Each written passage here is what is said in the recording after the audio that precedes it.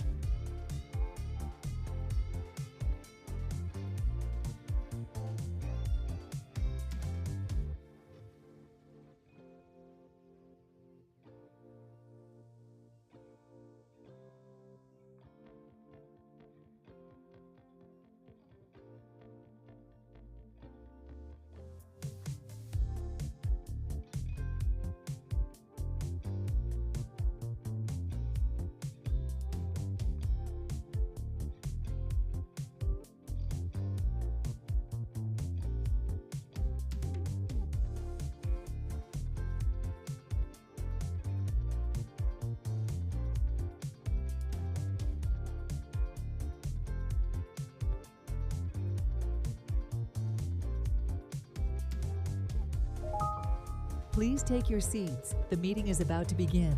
Remember to speak into the microphone, as this meeting is being recorded for public record. Please stand by. We are going on air in 5, 4, 3, 2, 1. Hi, everybody. I'm Commissioner Laura Dominguez, and I chair Public Safety. It's an honor to be here today. And my colleague, Commissioner Alex Fernandez, is here, and he will be up on the dais shortly. I'm joined on the dais as well with the fabulous Stephanie Ray Brooks and our Assistant City Manager, Mark Taxes, and our Deputy City Attorney, Rob Rosenwald, will be coming shortly. With that, while we wait for Commissioner Fernandez, Vice Chair, to come over to the dais, will you give any announcements? Yes, of course. Good morning. Today, we don't have any items that were deferred, and this meeting will be a hybrid meeting. We have members of the committee in person in the chambers, and members that wish to join can join via Zoom or by dialing 1-312-626-6799 or 888-475-4499. And with that, we can start our meeting.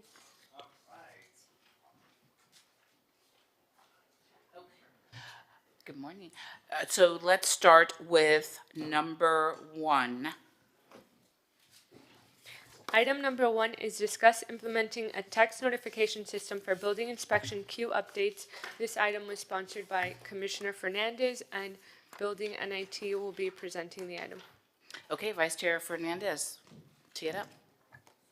Good morning, Madam Chair, and thank you for calling this item. This is a very straightforward item to better use technology that is available to communicate with our residents and our customers in the building department.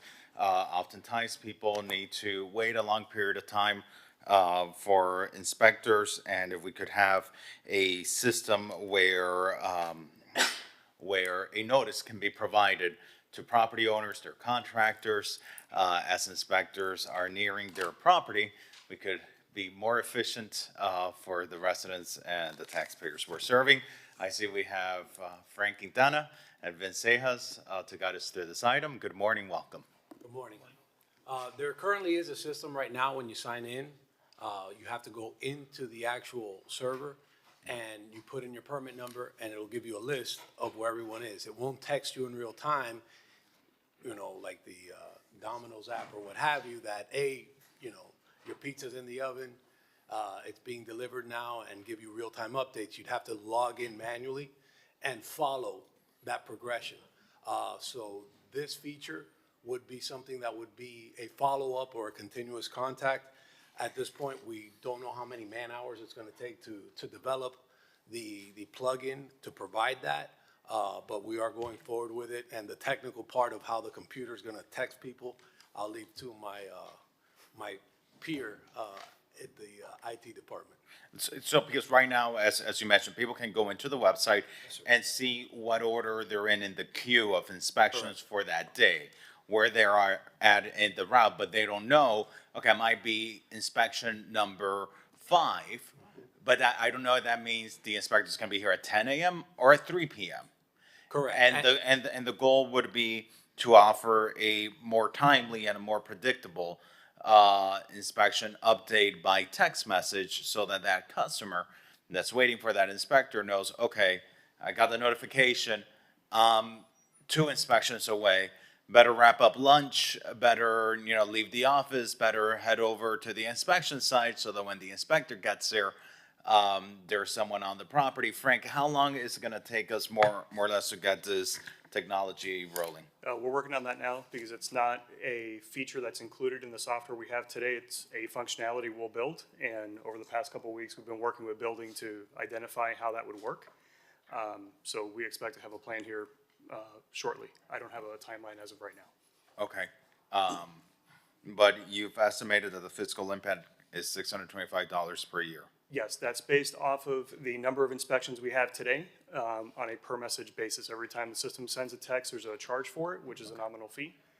And that's assuming the same level of inspections that we have projected. Okay, all right. So I would like us to get an update on this, next month. Sure. Not next month, but in September. Does that give you sufficient time to see? Yeah, we how should be this- able to have a plan put together by then with some dates. We can share that by then. Okay, do we need to make a recommendation for budget as part of the fiscal year 26 budget for the implementation of this? I mean, do you anticipate you're gonna need more than the $600? That's based off of our annual inspections today. The rest of the cost would be staff time on our team. Okay, all right. So- So with that, Madam Chair, I'd like to continue this item to September, and thank you, Frank and Vince. Thank you. For looking into this. Thank you. I think it's a great item, good initiative. It's low cost, with the exception of the man hours to implement, and I think it would be something favorable for the community. So we'll continue the item, and now on to number 20.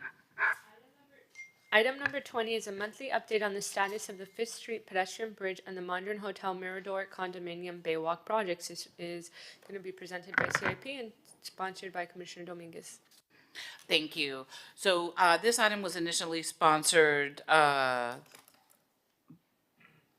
by Commissioner Samulin, and he used to walk the Baywalk every single day. When he passed away, Commissioner Fernandez took the lead, and then when I got elected, I have been spearheading this with passion, and I really care about this item. I care about it so much so that I've gone on walks with you, with Sobe West.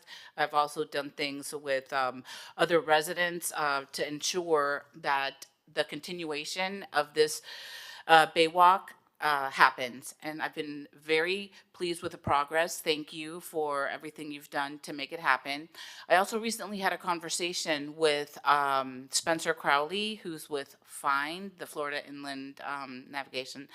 And he, for any connectors where we're missing money, he is willing to help. He did this on the Miami side, and he'll do it for Miami Beach as well. So with that intro, I'll let you take it away. Good morning, Madam Chair, Mr. Commissioner. You wrapped it up perfectly. We did speak with Commissioner Crowley. We sent him the information. He did recommend that we apply for a grant through the next grant cycle, which I believe is next year. So we'll be doing that as the time approaches. The section from 10th to 12th, as you've seen, is essentially completed with the exception of the connection at 10th Street. And then there's the ongoing issue with the connection to the building on the north end.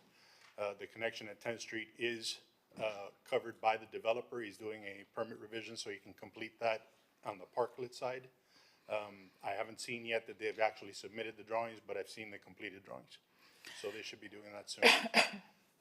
The other portions, as you know, have been through the development agreement with the 1250 property. They're now taking over the responsibility of design and construction.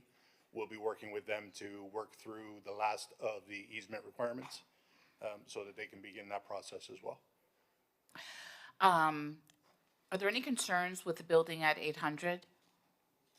No, we have an existing easement agreement with 800. We were trying to amend that agreement to, actually, in my opinion, for the benefit of the building so that we could pull the Baywalk away from the seawall for future repairs or anything they may need so that they have a little bit of space to do that or more space to do that. So we have an agreement in place. The last conversation with their attorney seemed like they would be signing off on the agreement, but we haven't heard back because that's when the 1250 agreement started coming up, so we haven't pursued that yet. Has Southgate opened theirs?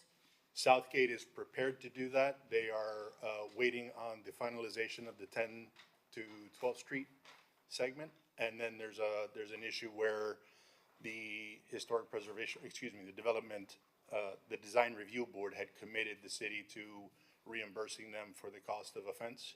So that still has to come back to commission so that we can get that approved. Will it be on July 25th? It will not be July 23rd.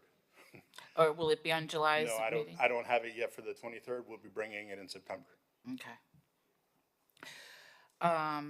Commissioner Fernandez, any questions on No, this? I'm good. Okay. Thank you. Thank you. Thank you for the updates. Did we talk about the pedestrian bridge? Sorry, I got an interruption, so the, No worries. The pedestrian bridge is ongoing. They are encountering some unexpecteds or some unknowns where they're finding utilities that either are in a different place or where they weren't expected. But that's been like 3 months that Yeah, they've said the it's- exact same thing. It's Where's there going to be delicate- progress? It's delicate work because it's obviously the large water mains and stuff, they've got to be careful with it. They've done most of that relocation work already, but they are wrapping that up and they're going through the process of adjusting the design of some foundations to accommodate some of those unforeseens. So that's in the works. When do they anticipate moving on to the next step? I need to look at the schedule for that. It should be in the next 30 to 60 days. Okay. Is a representative of the developer here? No. No, I didn't follow up with them for today. I'll do that for the next one. Okay. Okay, well, I mean, if there's no progress by next month, I'm going Oh, to it would be expect September. Yeah. by September. And I do have to say, I mean, I drive by there almost every day. And it's just sitting there. It feels like we did a ribbon cutting. Yay, we did a ribbon cutting. Or no, groundbreaking. And then it's like, everything stopped. And so when that happens, it makes me very suspicious. And I don't want to be suspicious. So my expectation is that either they start working again, and if they're not working by our September meeting, I expect the representative of the developer to be here explaining to us what has happened. Yeah. And to be fair, they have been working, it's just slow going. So I need to double check that. And I agree with you. When I drive by there, I don't see them either. But they have been, or at least the reports I'm getting is that they are doing stuff. Okay. Well, thank you so much. I appreciate it. So we'll continue, leave that open. Number 21. Item number 21 is discuss the timeline for construction of Miami Beach Convention Center Headquarter Hotel and anticipated opening date. This item was sponsored by Commissioner Dominguez and co-sponsored by Commissioner Fernandez. Hi. So for several weeks, we felt the shaking in here. So I know things are happening. What is the update? The update is that we are on track with the same schedule that we have shared before. And actually, the good news is we have completed the hourcast piles, okay? And we're building the foundation now, the pile caps and grate beams. So we are on track to see some vertical progress in September, as indicated in the last update. And our hotel opening date is still continues to be November 2027. Amazing. Okay. Commissioner Fernandez? No, that's good. Great. Thank you for the update. Really appreciate, looking forward to hearing some more progress for September. Okay. All right. Thank you. Okay, number 22. Item number 22 is discuss increase in graffiti and stickering across the city of Miami Beach. This item was sponsored by Commissioner Rosen Gonzalez, and Code will be presenting the item. After that. Good morning, Madam Chair. Hernan Cardino, Code Compliance. So this came before the committee last on April 9th. That discussion was had. It was forwarded to the full commission. We had second reading on those amendments to the ordinance, and they go into effect, or they went into effect July 5th. So we'll ask that maybe we come back in 6 months with some statistical information. For this item, Yes, can it be a letter to commission? that'd be even better. Okay. Okay, so why is this item before us? It was Commissioner Rosen Gonzalez, and she asked for us to hear all of her items, even though she's out. But there's a reason why this item is before the committee. Yes, the discussion that was had was increasing the penalties and the fine enhancements for the graffiti and stickering throughout the city. Okay, and we passed that in first reading, is that correct? And second reading at commission, yes. It went into effect July 5th. And went into effect July 5th. So the purpose is to see what impact is the increased fines having on the graffiti violations. Yes, sir. Okay.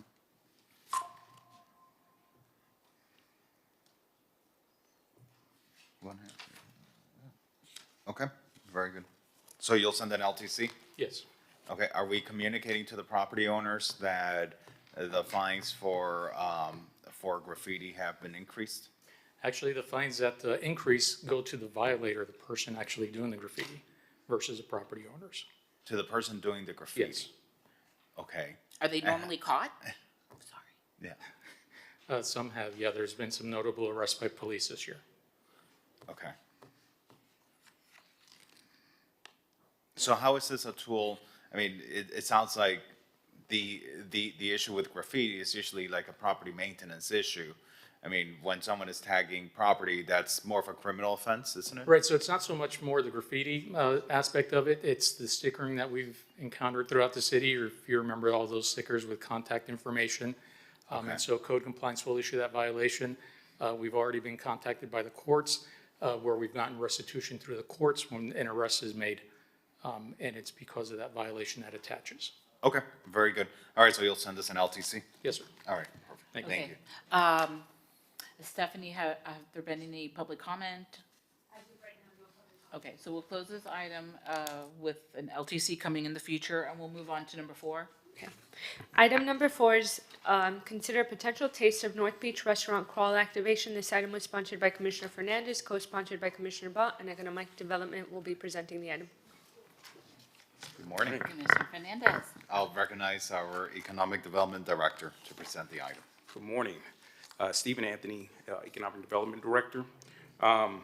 As of, I believe it's in March, there was the refer for discussion around the Taste of North Beach restaurant crawl activation that was initiated. But actually, there was a really good opportunity with the Normandy Fountain Business Association, who actually had a restaurant crawl activation that happened back in June of last month, and which actually received great reviews. It was a great opportunity. Businesses participated. There was even information in the news around some of the pizzeria that went viral. And so there was a really good feedback that happened from that. And so from there, there was the further discussion around doing a restaurant crawl for North Beach, which was looked to be scheduled in early September, or late fall, potentially also early of next year, early part of next year for a restaurant crawl. The department certainly works with the North Beach CRA along with the Normandy Fountain Business Association to really come together with the idea around how that would look. And we put together a small budget of about $3,000, still working through the logistics of what that would need. And so from here, really just further refining what the scope will be, what some of the estimates would look like. Of course, continuing that collaboration with Normandy Fountain Business Association to make sure that we put together a really solid event. Okay, so we're targeting the fall for this event. Potentially targeting the fall or early spring of 2026. Okay. Want to do it when the weather is nice. What action do you need from this committee? Really just to further, really just asking for the support of the initiative and furthering the scope that we have. That's the next step for us to really just to further refine this scope. Should we continue the item to September? Absolutely. All right. So I participated, I bought a ticket for Taste of the Fountain a few months back. It was so much fun. So reading this item, that would be something that would expand to more restaurants in North Beach. I think it's fantastic. Rather than continuing the item, why don't we send it to the full commission? Sure, that's fine. Yeah. Because then we could do it in September. If we hear it in September, then when will we do it? We won't be able, sure. Yeah. All right. Okay, so we'll move this to the full commission. Okay.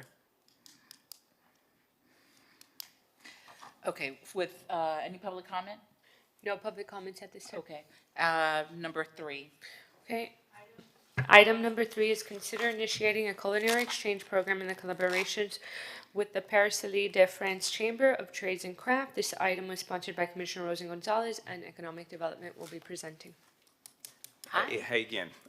So the culinary exchange program is something that was, of course, brought by Commissioner Rosa Gonzalez. We really had an opportunity to speak with the Paris Chamber of Trades and Crafts, realizing that there was a gap within the culinary trades here in South Florida. And so there's an opportunity to bring a number of students from the Paris Trades here in October to actually work in and learn from some of our experts here in South Florida. What we've done within economic development is partner with some of our folks at Sodexo. And we can certainly give a little bit of I believe we have a presentation that we can certainly share of what that would look like, what the partnership would look like with our partners with Sodexo, and actually how Randy Morales with Sodexo, who's here, that can share a little bit more detail around that piece of the program. And when you say students, is it high school students, college students, or any adult that is studying would be a student? They're trade students, and so, yeah, they're the trade students in Paris. All right, do you want to show the presentation? Yes, I believe we do have it on the screen. There we go. Hi, good morning, everyone. Hi. Randy Morales, General Manager, Sodexo Live, representing Miami Beach Convention Center. So yeah, we're honored and thrilled to be able to host some French culinarians or culinary students for what I think will be a cultural exchange, right? So of course, they will get to learn a little bit of what we do here at the Convention Center and in South Florida in general. And then of course, our team will be able to also learn from these wonderful French trained students. So we're thinking either the 28th or 29th, depending on kind of the schedule that's predetermined. Either of those days work well for a full day of a culinary exchange. On the next slide, we have the schedule. So basically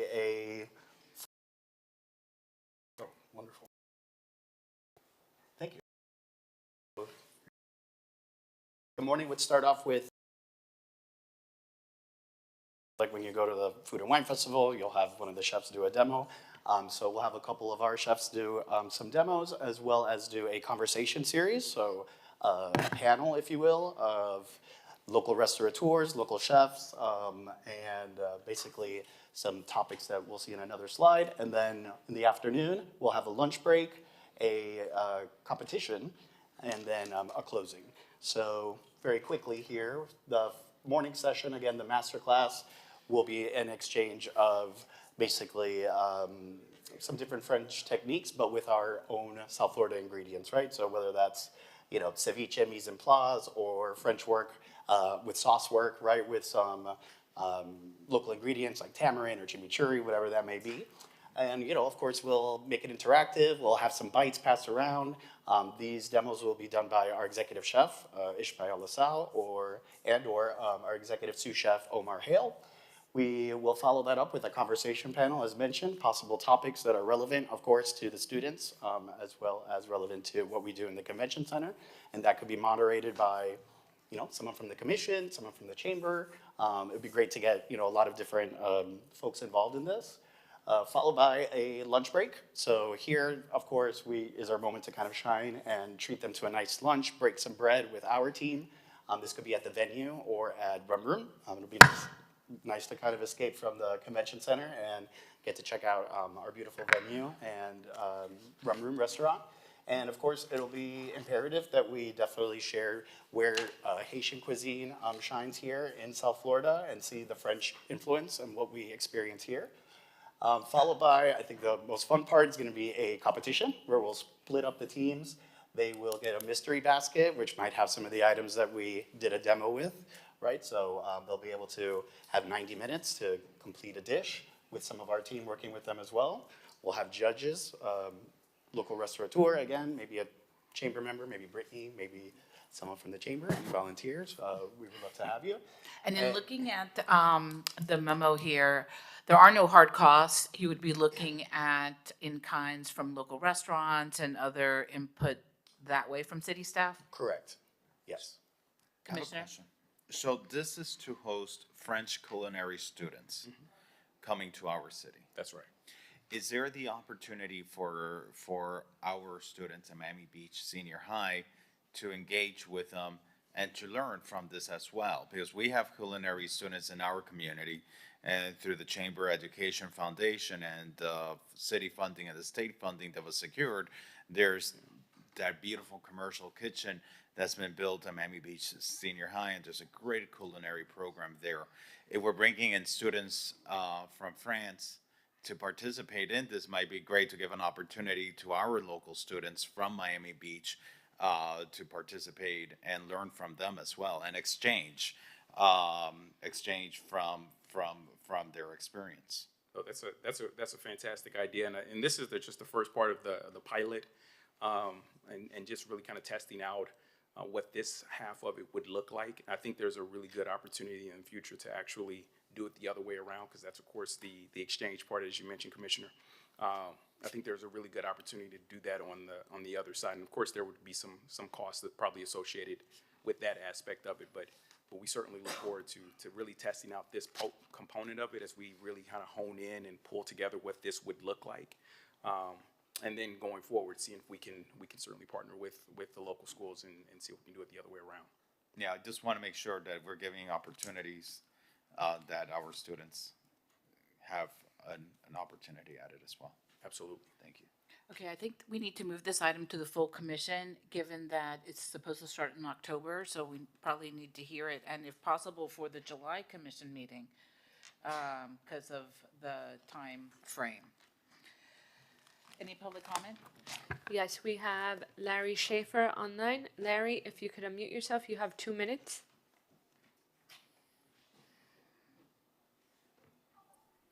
Good morning. I'm in support of this item. It sounds like it's a entrepreneurial item that starts up with very little money and then could possibly evolve into a greater relationship that could possibly produce maybe a new food festival. The producers of the South Beach Food and Wine Festival make a tremendous amount of money. Is it possible for us to get in that game directly and make money by having a new festival that involves this partnership? So yes, in support and thinking about how we can make more money with it. Thank you. Thank you, Thank Larry. Anybody else? Yeah. Okay, so we'll move this item to the July commission meeting. Thank you for presenting. Thank you. Okay, number 23. Item number 23 is monthly update on the status ongoing and future projects involving the use of the Leonard Horowitz color palette and Art Deco building restoration in the collaboration with Barbara Hulinicki. This item was sponsored by Commissioner Rosa Gonzalez, and Facilities and Fleet will be presenting the item. Hi. Good. Hi there. Hi, good morning. Ron Mumma, Facilities and Fleet. We have several locations that were targeted to receive the Leonard Horowitz color palette. First was Ocean Rescue Headquarters. That project has been completed at the end of April. The Anchor Garage, which we have targeted now to start by July 31st. Next is the Colony Theater. Colony Theater is also has a GeoBond project involved with that to replace the windows there. So once that project is completed, which is targeted for October of 2025, we will move on to painting in November to have that completed by the end of November as well. And so Ocean Rescue was done, and Yes. I will say that I received mixed reviews from the public on the color palette. So as we move forward on the other locations, you mentioned the Anchor Garage, that's gonna get painting? And Yes. what color scheme is it? It's the Art Deco color schemes from but, Leonard Horowitz. Yeah, but I guess to the chair's point, the Ocean Rescue headquarters should have been the Art Deco palette as well. And while it may have been the Art Deco palette, it was a very unique interpretation of the Art Deco palette from someone that appreciates color. And so I think we all just want to be mindful and careful of the colors that we use, that we do not end up making all of our city assets these very bold colors in the spectrum of the Art Deco palette. What we can do, our next update is we can provide you those Yeah, images so I'd you love can see to know those. what color the Absolutely. Colony Theater, Yes. what you're thinking. And for the Anchor Garage, what color? Like it says here, it starts July 31st. Is that for the painting or for other things? No, for the painting. What color?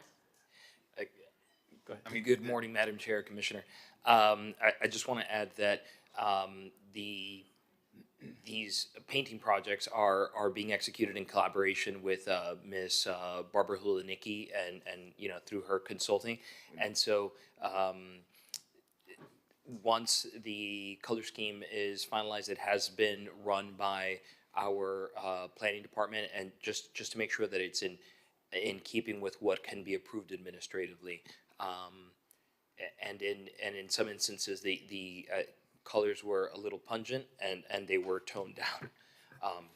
And I'm gonna say this, I really don't like what was done at the Ocean Rescue headquarters. Me neither. If it were my preference, I would paint it back white. But again, this is an artistic interpretation, and what is my taste in art should not define what is everyone else's taste in art. And art sometimes is meant to cause conversation and is meant to be unique and is meant to be at times outside the norms. And so I'm not going to police art and artistic expression. I would just encourage that on the city's assets, that as we go forward, that we use the parts of the Art Deco palette that are more aligned with the identity and the character of what people usually associate with Art Deco colors. And because I really do think we kind of like missed the mark with the Ocean Rescue headquarters. It was a great opportunity. It's such a beautiful, iconic building. It really could have been the poster child for this program, and I think it just sparked conversation for the wrong reason. So we have other opportunities. I just want to make sure that we use the color palette in the most flattering way possible. Okay. So for the Anchor Garage, since we're not going to have another meeting until September, if a letter to commission can be sent with the color that's going to happen. Colony Theater, if there's time for that, then we'll hear it in September. If not, please include the color for that Absolutely. also. So for Anchor, you don't have the color yet? You don't know what the color is? For the Anchor Garage, we do have the colors. Okay. Well, what are the colors? We can share the color scheme in an LTC. Okay. I don't have the renderings. Okay, for next time, please be ready. Yes. We have the item on committee. The meeting is advertised. We take public comments. This is the venue to share it. So in the future, please, when this item comes back, please be ready to show us the color palettes. Understood. Thank you. Thank you, Commissioner. Thank you. Okay, any public comment? No public Okay, comment at this time. we'll continue that, and then number 5. Item number 5 is explore the possibility of a unified valet system from 5th to 15th Street on Ocean Drive, Collins Avenue, and Washington Avenue. This item was sponsored by Commissioner Dominguez and co-sponsored by Commissioner Bott, and Parking will be presenting the item. Okay, so this item came up after I had a meeting with a hotel owner on Ocean Drive who expressed that having a unified valet system where every operator on Ocean Drive use the same one might be more cost effective for them, might be better for the neighborhood, and that's why I had sponsored this item, and so I'd love to hear more about your feeling on that. Absolutely. So we've actually held initial discussion. Will McDonald, Director of Parking for the City of Miami Beach. We've actually held initial discussions with the ODA. We have a meeting scheduled for next week with the Director of the Washington Avenue Business Improvement District. What we feel in the parking aspect is that this can work, but it needs to be run by the bids that are in charge of the areas. And the reason that we say that is because when you are talking about having a valet that is operating and representing several different restaurants, several different hotels in the same business improvement district, you are going to have competing interest. And so the last thing that I would want would be the city to be the ultimate decider on competing interest, because you're going to have storage challenges, you are going to have staffing issues. And so what we want the bids to do. But there's no bid on Ocean Drive. They have the ODA, and we've held discussions with the ODA, and they are in favor of this as well. Because what's going to happen is on high impact weekends, you are going to obviously have, just like we do, a lack of storage. So obviously, during high impact weekends, I'll use the Sea and Air Show, everybody runs out of spaces. And so if you have, right now, these individual operators are required to go in and procure spaces on their own.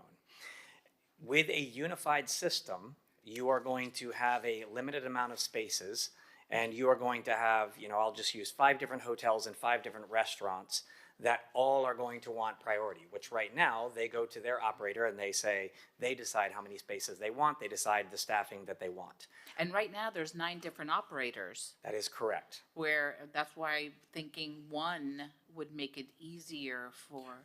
And I absolutely agree. And one of the things that we've spoken with the ODA about, as well as we will hold discussions with these, is there is a way that you can intelligently create a contract structure, and we will walk them, I personally will walk them through that process, where they can be the ultimate deciders on where the staffing goes, how they staff, how they pay for it, what the structure is, so that way it can serve the best interest of the business improvement district. Commissioner Fernandez?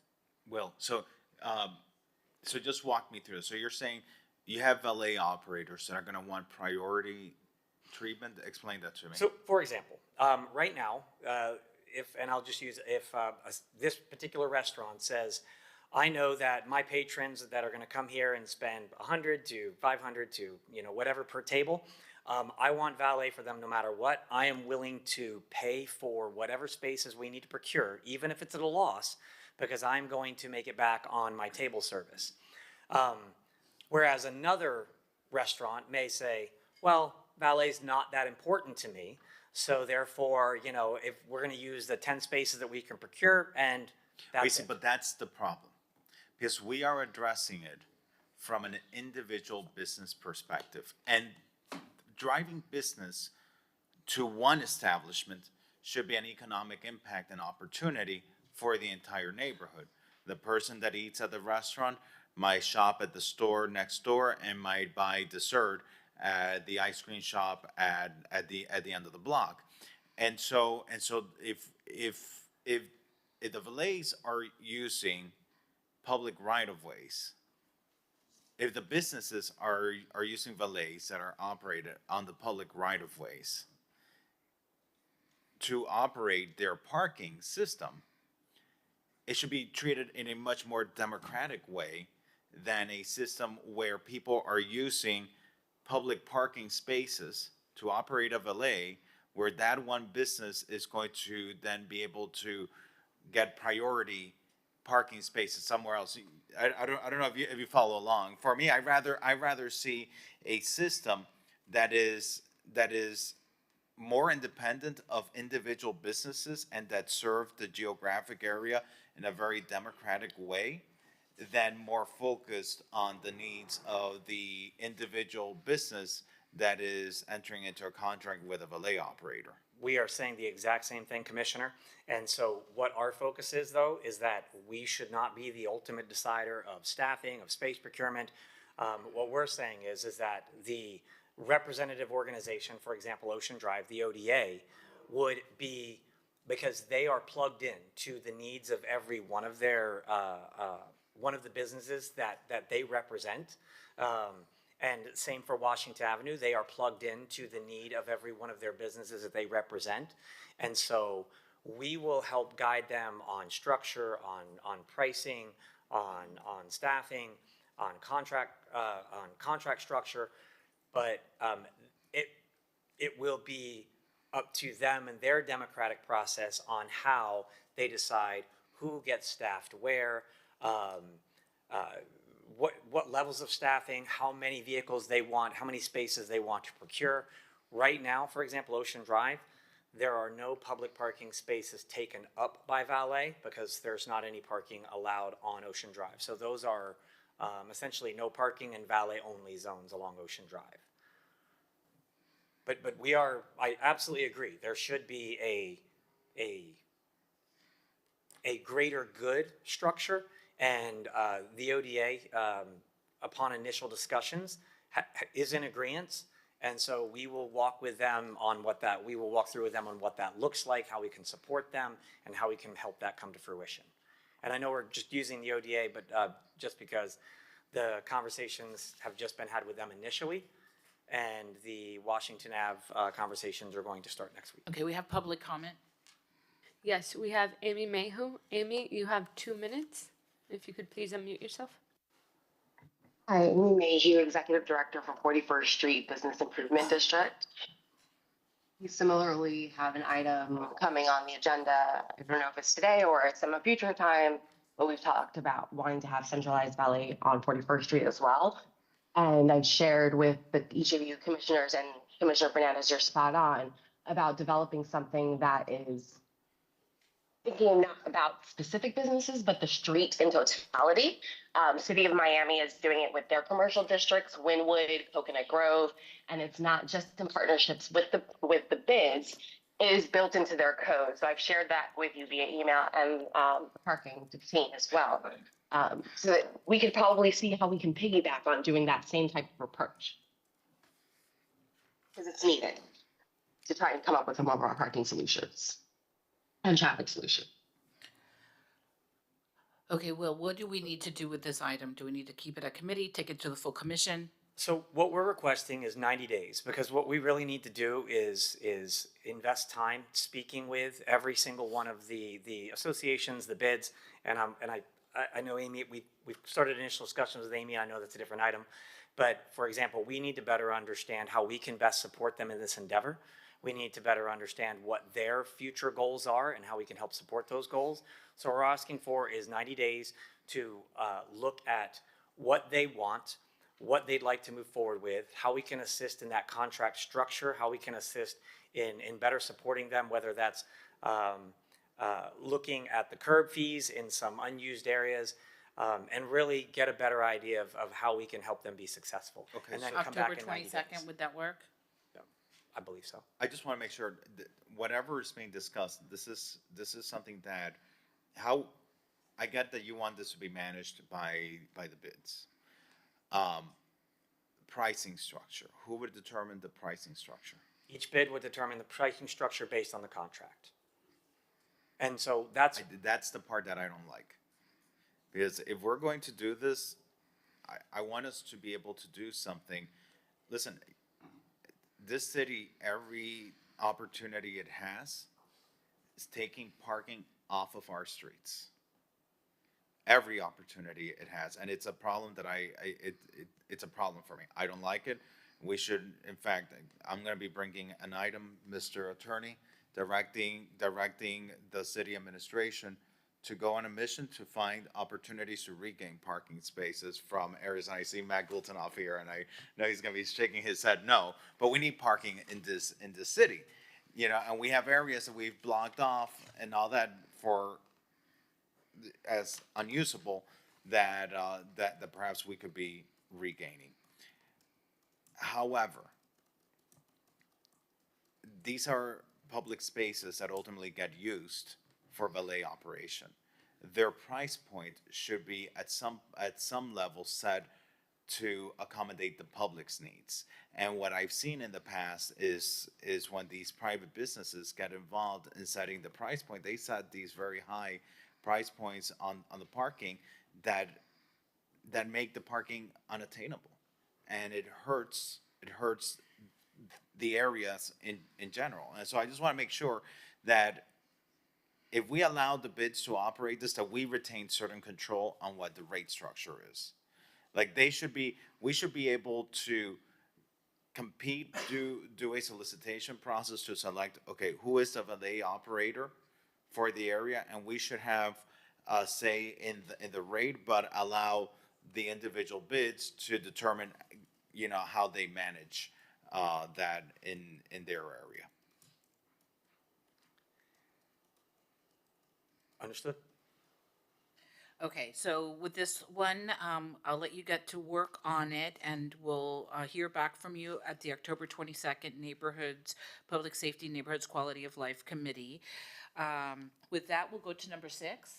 And before we move on, well, in the city of Miami, who runs their valet operation? So this is, it's frequently referred to as the Miami Design District. So that is 100% paid for by the bid, and which is the MDDA. So they offer the developer, which is essentially all the same developer. When you go to visit the stores, there's no competing interests. So they know that whatever store you go into, it does help the developer.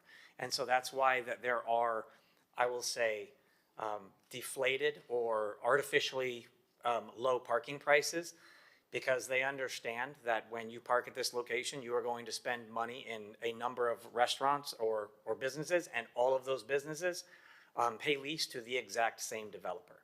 And so the challenge when we're talking about areas like ODA, along the face of Ocean Drive, you have, anywhere from, I would say, 2 to 5 competing interests of businesses that are there.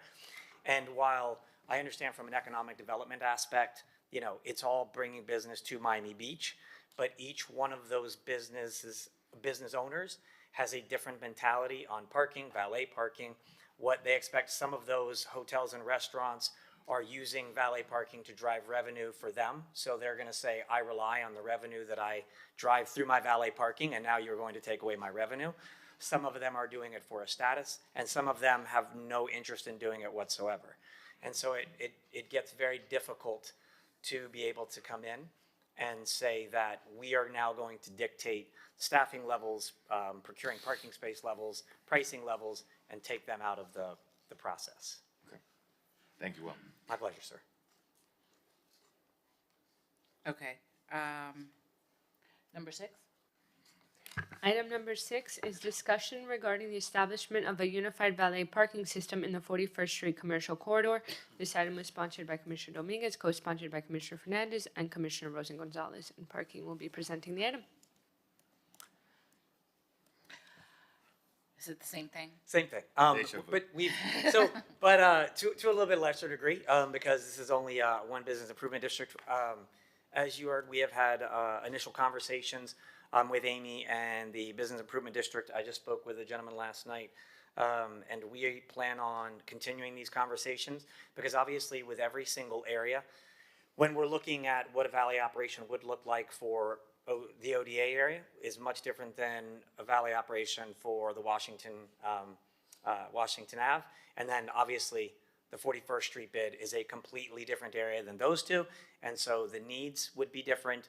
And so what we want to do is create an intelligent structure that fits the needs of the local businesses that we can expand upon should the nature of the area change. So, I mean, I understand that, 41st Street right now is not an extreme late night district. It's kind of more the middle of the day, early evening, whereas obviously a few of the other business improvement districts are the complete opposite. So we're just going to sit down, work with them, give us 90 days, because we've already, again, had initial discussions about how we could structure a contract, what that would look like. And again, storage, valet storage, and curb space on the 41st Street district looks completely different than the ODA. And so obviously just because of demand of spaces and things of that nature. Okay, so 90 days, October 22nd for this one too? Yes, Commissioner. Okay, so we'll do that for this item. Next item, number 7. Okay. Item number 7 is discuss handicap parking. This item was sponsored by Mayor and Commission, and Parking will be presenting the item. It's your turn. Will McDonald, Director of Parking, City of Miami Beach. So as of right now, the administration does not recommend altering the current status of the residential parking program nor the accessible parking program. And the reason being, right now, the City of Miami Beach accessible parking program grants much greater permissions for parking in municipal areas than what the current state statute does. So under the current Florida statute, if you have a handicap placard or an accessible placard, you are allowed to park in a metered curb area for 4 hours continuously without any payment. However, off-street parking is pulled from that. So for example, all of our lots, all of our garages, what is allowed under state statute for off-street parking, garages, lots that are municipally owned, are exempt certificates, exempt toll certificates from the state of Florida. Any vehicle that has modifications, i.e. hand controls, wheelchair ramps, things of that nature, or any DV plate. And that is a plate that has been issued to a disabled veteran who has been rated 100% disabled from the Veterans Association, or the VA administration. And so right now, our accessible program grants greater permissions than is required under Florida statute. And the danger of changing our residential program to allow anyone with a placard to park in any residential zone opens up the resident zones that are near business areas to abuse by employees that would then throw a placard up, park in the residential zone, and walk over to their business. That I agree with. Now, the part that I'm facing challenges with, we did have an issue for a while where, because of that same abuse that you're mentioning, we were asking individuals, if you want to beyond those 4 hours, free parking, you need to come to the city, even in your own zone. You need to come to the city and present us with your doctor's note and some sort of proof that this is a legitimate decal. That has created an onerous for a lot of our handicapped individuals, and it's created an onerous also for a lot of elderly individuals for whom coming to City Hall or engaging in that process is not the easiest for them. And so I get what you're saying as it relates to the zones. But can we go back and revisit the registration program? Because I think we may have already addressed, by virtue of implementing the program, having ran the program, I think perhaps for about like 2 years now, we've been running the program for registration. I think we may have been able to have cracked down on the challenges. I know that the police and the state attorney, and I think even the inspector general have been involved in investigations and been able to, identify some of the fraudulent activity and take action on that. Are we at a point that we can reconsider the registration program? So the challenge with reconsidering the registration program, for example, if a Miami Beach resident does not want to, or is unable to, or creates a greater challenge, even if they don't come down and register at the office, state statute still grants them the 4 hours free at any on-street metered parking zone. Right. And so I would just caution what would be the ultimate gain of the individual saying, hey, I can't make it down, but we're being denied the ability to park.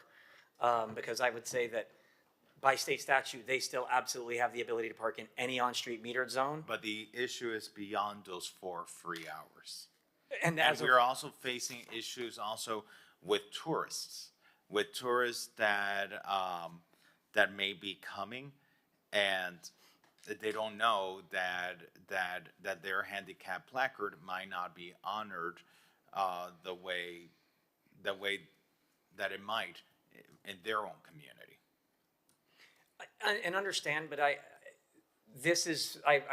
from my understanding, this program isn't geared toward the tourist area or toward the visitors. It's really geared toward people from Miami-Dade, Broward, that are coming to the beach to enjoy it. It really comes down to, it gets very difficult to police. And if we end up removing the registration program, then we default back to the state statute, which isn't as generous as what the commission has already granted. And if I would say, if we say we're going to grant it without registration, then we probably fall right back into a place where I'll say rampant fraud, waste, and abuse can occur. Because as of right now, we aren't able to really crack down, check, look, nothing has been verified. And I don't know if the commissioner was aware, but there was a recent social media posting. I saw it, yes. And so, we're gonna do what we can, because obviously we want to make sure that abuse doesn't occur. And I think that Miami Beach and the commission have taken, I would say, a great stride in ensuring that there is always parking to individuals with mobility needs by expanding on the state statute. I would just caution any rolling back of requirements for registration for that program. Okay, we have public comment. Yes, we have Miami Beach. If you could please unmute yourself and give us your name. You have 2 minutes. Yes, hi. Good morning. Wanda Jamin, 8305 Crespi Boulevard. And I am a person with mobility impairments. And I believe that this program, although I know what the intentions are to reduce kind of fraud and abuse, I think is very stringent.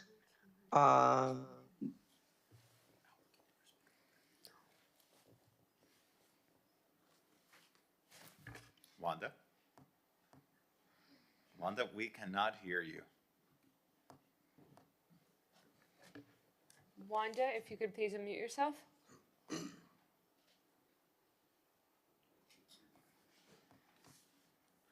But I agree with what she was saying. It is very stringent, and I can only imagine what she was going to finish saying. Mr. Attorney, are we working on an ordinance on possibly repeal this program, this registration? I'm not aware of any, but I could look into that for you. Yes, please, because what I would like us to do, and I'm sensitive to the fact that if we repeal this, we might encounter the problem again in the future. But we cannot hurt good people because of bad people. And what we're doing is we're creating an onerous situation for our own residents. And perhaps we can create a mechanism through which we amend the ordinance that to say that by resolution rather than by ordinance, we can suspend the program and reinstate it in the future should it be necessary. That way, should the department, 5 years from now, see that the suspension of the program has caused an unintended consequence and there's rampant abuse of handicap placards, again, through a more streamlined process, it could be, reinstated. And Commissioner Dominguez, I don't know how you would feel about that. Well, I think I read the memo. The city administration does not recommend altering the program, and I feel the same way. Can we bring this back to the September 10th neighborhoods to give us a chance to dig a little deeper? Sure. Okay. Yes. So September 10th, we'll hear that again, and with that, we'll go on to number 8. Item number 8 is discuss a potential parking program with discontinued parking rates for educational institutions and education-related organizations. This item was sponsored by Commissioner Fernandez and co-sponsored by Commissioner Bott, and Parking will be giving an update. So this is, Madam Hi Chair, again. an item I placed on the agenda because from time to time, for example, the city might go to a school and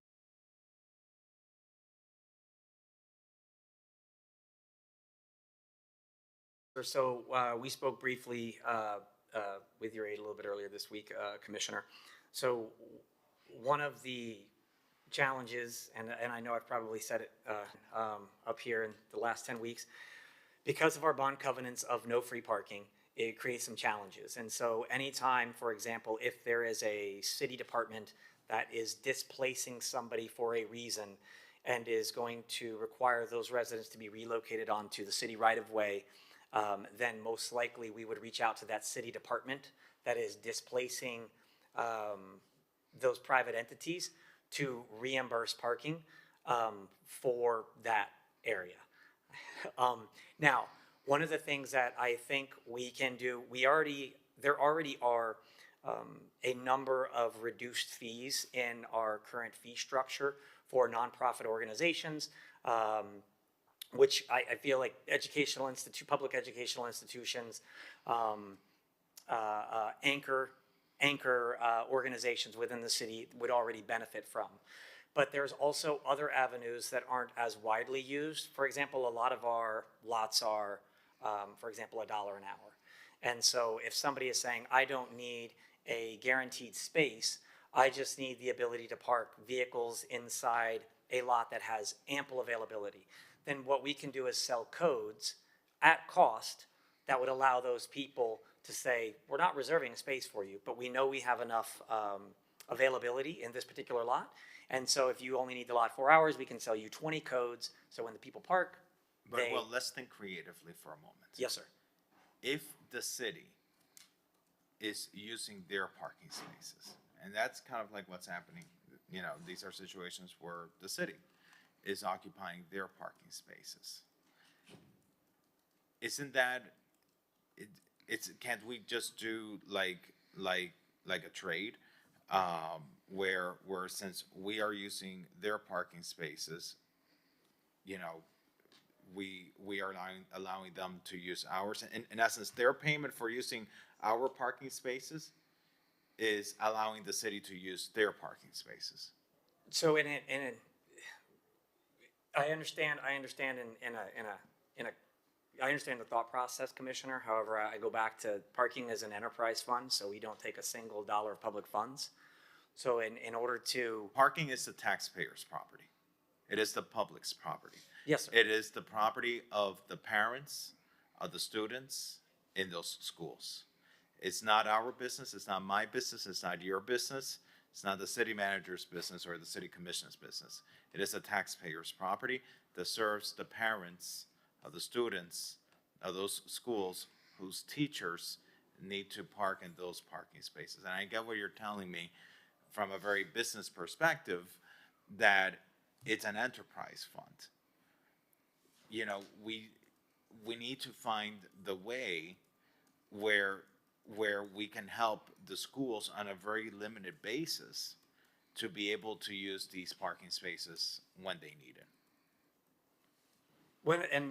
Again, sir, if a city department is coming to us, if they're taking away some parking spaces of a private entity, I absolutely feel that parking should be involved in that conversation with whatever city entity is taking those spaces. And there'll be a few questions on why can we look at another place? Can we look at a public right-of-way that is more suited or better suited, that is right next to that entity?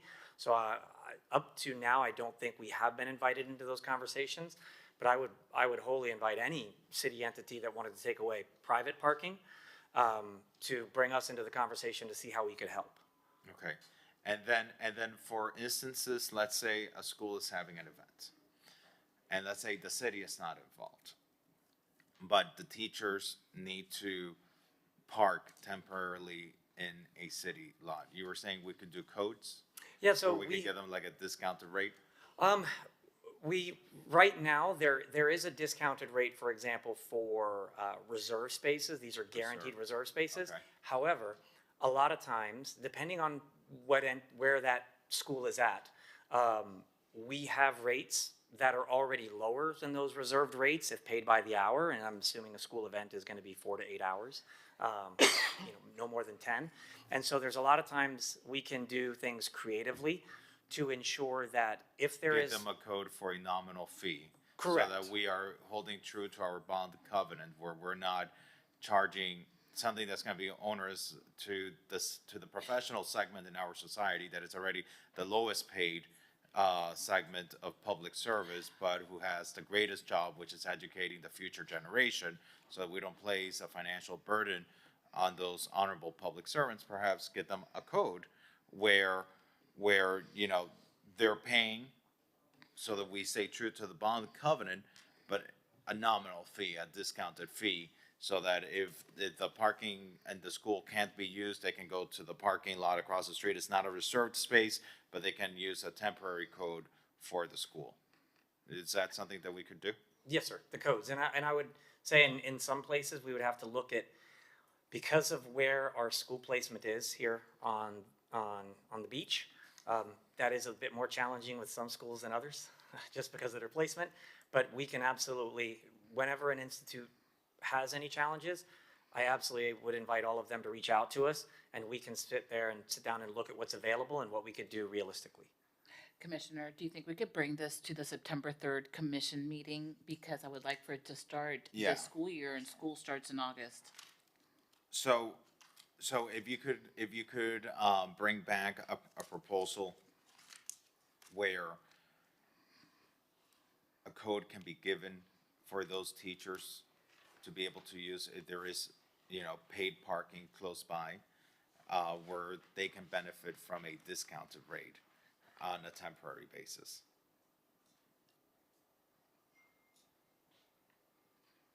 We can look at what's available, Commissioner. You have my word. Okay, all right. Thank you. Is that okay? Yeah.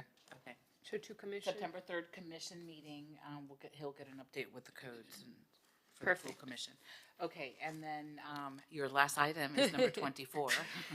Update City Bike Program. This item was sponsored by Commissioner Rosen Gonzalez, and this item will be presented by Parking. Will McDonald, Director of Parking, City of Miami Beach. So with this current item, the intent of the item was to look at where we can continue to deploy the successful City Bike Program to ensure that its continued use and its continued growth is a micromobility success here within the City of Miami Beach. One of the things that, and we addressed in the memo, we City Bike already has a very strong mid-beach presence. I listed in there, right now we have bike stops at the 23rd block, 2400 block, 25, 26, 29, 31, 35, 40, 4400, 4600, and the 5300 block. Parking has identified 2 additional places that we would like to place these. One is at the 100 block of the 37th Street, which would fill a gap between the 3500 block and the 4000 block. And then right now, while we do currently have one on the 5300 block, it is on the west side of Collins Avenue. And we are going to discuss with our parks partners on possibly utilizing, there is a widened stretch on the beach walk right there, and to kind of create better access to any individuals that are using the City Bike program to traverse our beach walk. Since we have it obviously as, you know, far south where it starts, you can go to Fifth Ave and see them prevalent there. We want to continue that and look for some spaces on the 5300 beach walk area. And so we feel that this will continue. These are 2 easy placements that right now do not infringe on FDOT's right-of-way. We are currently in talks with FDOT on the feasibility and safety aspect of placing them on FDOT right-of-way. The challenge is that FDOT is saying that because this is essentially a licensing agreement, that they will be giving us space for somebody to perform public commerce, and so there would have to be some type of revenue share agreement in place with them, and it can get very. Have you met with MBU on locations? I mean, not MBU, MBNA, Mid-Beach Neighborhood Association. I would recommend that. What do you think, Commissioner Fernandez? Yeah. Do you have a contact? I do not, but I'm sure that Okay. somebody in our team does. Okay. So you found, so you found locations that are on public property, you haven't found any on private property? No, sir, what I can do is I can work with, and I mean, I'll speaking with the MBNA, we'll talk with them, because, you know, one of the, right now, we are looking, between 23rd and 53rd, the 2300 block and the 5300 block, we have approximately a bike station every 3 blocks, going up through Mid-Beach. So we can deploy some more, and we will continue to look at areas where we can deploy them, on the public right-of-way. It's just because these are revenue generating, you run into the challenge of going to a private entity and asking them to give up square footage at no cost, or then at what cost to the City Bike program. Okay, I think we have public comment too. So the locations that you found are in the 100 blocks, right? Yes, for one of them, yes, sir. For one of them. And I'm sorry, and where are the other locations that you found? The other location is on the 5300 block, but it's actually on the beach walk side, so it's actually on the beach walk. And then we did look, there were some additional places on Indian Creek Drive. Yeah. However, those are the FDOT right-of-ways, and while they are hash-marked areas, and we think that they could be safely deployed just because of, you gotta have certain sight lines because of the traffic speed and vehicles making a left out of there to go southbound. When we spoke with FDOT about it, because it is a revenue-producing program, there has to be some type of agreement in place that we would pay them a revenue share of something. Does City Bike pay the city revenue of a share of their profits right now? Because, I mean, usually these programs throughout the country, the cities and the governments are paying these programs. So City Bike is wholly, and I'll bring up. And I know here in Miami Beach, we're not, but the model usually is that the government is usually paying these programs. And in this case, FDOT is saying that in order to provide for public transportation, because this is what it is, it is a form of public transportation on the public right-of-way, that they're going to have to be paid to provide this public service? Because it is a private company that is performing a service that runs at on a profit. It is public commerce on their right-of-way, so therefore they would need to come up with some type of revenue share type permit in order for us to stage there. But that's saying like the trolleys. when the trolleys are operated by a contractor. That for the trolleys to be able to go on FDLT roads, that the contractor would have to pay FDLT a percentage of what the city is paying them. I mean, this is ultimately part of our last mile connectivity plan in our city. And yes, it's not free, but it's still part of our last mile connectivity plan in our city. I would,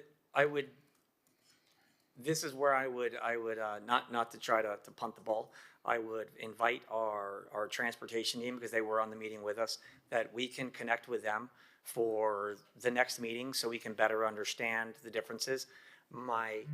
The only thing that I can maybe point out is that they would point to, say, for example, Miami-Dade or the trolley system, to say that is a public transit system that is not operating at a profit, versus this is a private company providing a private paid-for service that is generating revenue and operating at a profit. And that is an assumption, but I can get with them, because they were in the meeting with us, to better understand the mindset of FDOT for this. Yeah, and yeah, understood. I'm sure the contractors that are operating our trolley systems, they're not doing it for charity. You know, they're doing it for profit. And so I think we need to figure out, how do we engage in this communication with FDOT?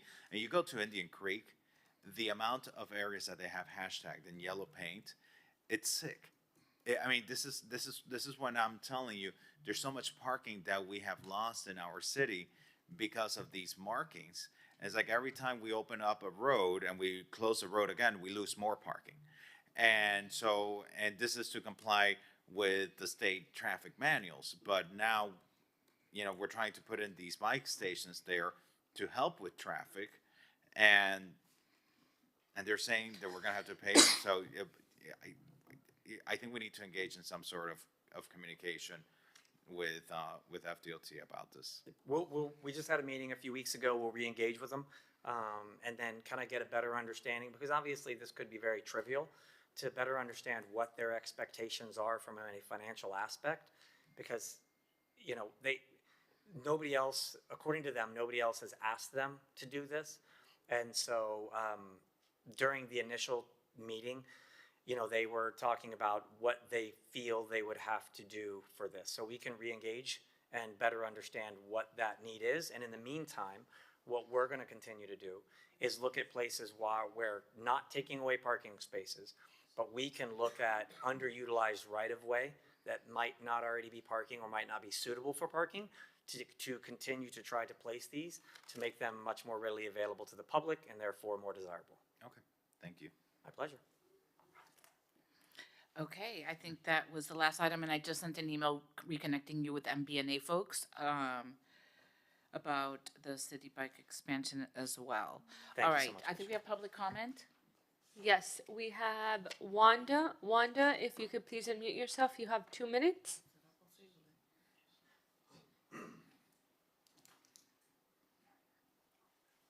Hello. This is for the chair, Commissioner Dominguez. My phone pooped out when I was speaking, and I didn't get the particulars as to what the city is recommending and what the commission will do regarding disabled placard holders like myself. The registration process, which I think is a good thing to stop fraud and waste, I believe is not readily available to most of the seniors. I have family and friends in all the senior communities, Rebecca Towers, Stella Maurice, and they have a problem going into one of your offices to register. I even have a problem, and I have a little bit more freedom, but I don't. I have three children here that I have to take care of. So I need to know like I said, my phone pooped out, and I don't know what was the end result of this, but regarding registrations, like I said, I've been paying in parking areas in Best Buy or Ross or whatever the case may be. And this is funds that I do not have to spare to throw away. I do have a valid placard for many years, and I would like to know what the commission or what this body is going to do about this. My uncle can't make it. My friends that live there cannot make it, and they do drive. Not all of them, but most of them. I'm constantly in touch with them in the senior housings. I visit, and this is a problem that they are encountering, and so am I. So can you please clarify that a little bit, Commissioner Dominguez? Thank you, Wanda. So that item was already closed out, but it will be brought back to the September 10th commission. The city's recommending not to change the program. And one of the things I just found out is that our customer service manager has personally gone to Rebecca Towers to enroll people in person. So we are currently doing an outreach program, and But that's wonderful for the individual that lives at Rebecca Towers, and those tend to be very well-connected seniors, and it's great that for those seniors that live in these buildings, Council Towers, Fort Freedom, Federations, Stella Maris, Rebecca, that we go to those buildings to do that. But what about the elderly individual that doesn't live in one of these buildings and depends on that handicap placard? I'm working on an ordinance to amend this, and I'm gonna try to bring it to commission. If it gets support, it gets support. If it doesn't, it doesn't. But I think, when we're, sometimes we pass laws and ordinances to address a problem. Once the problem is addressed, doesn't mean we need to keep that policy in place, and sometimes, it merits, adapting the policy. Okay, going back to number 24, we have public comment. Yes. Larry Schaefer, if you could please unmute yourself. Actually, Matt is Oh, next. sorry. Hi, good morning, Commissioners. Matthew Goltanoff.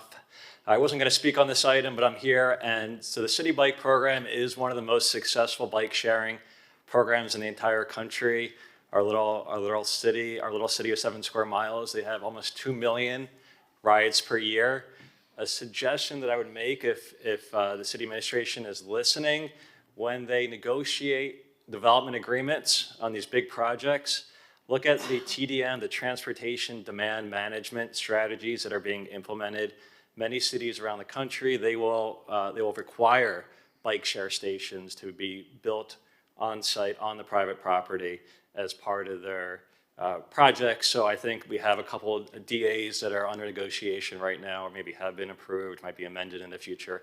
And I would look at placing bike share stations there. Thank you. And Matthew, to your point, at the land use meeting, which is tomorrow, I believe, is land use, I have an ordinance that's coming forward about specifically having ride share integrated as part of new projects coming forward in the future. Great. Yes. Thank you. Thank you. Okay, public comment? Yes. Hi. Larry Schaefer, if you could please unmute yourself. You have 2 minutes.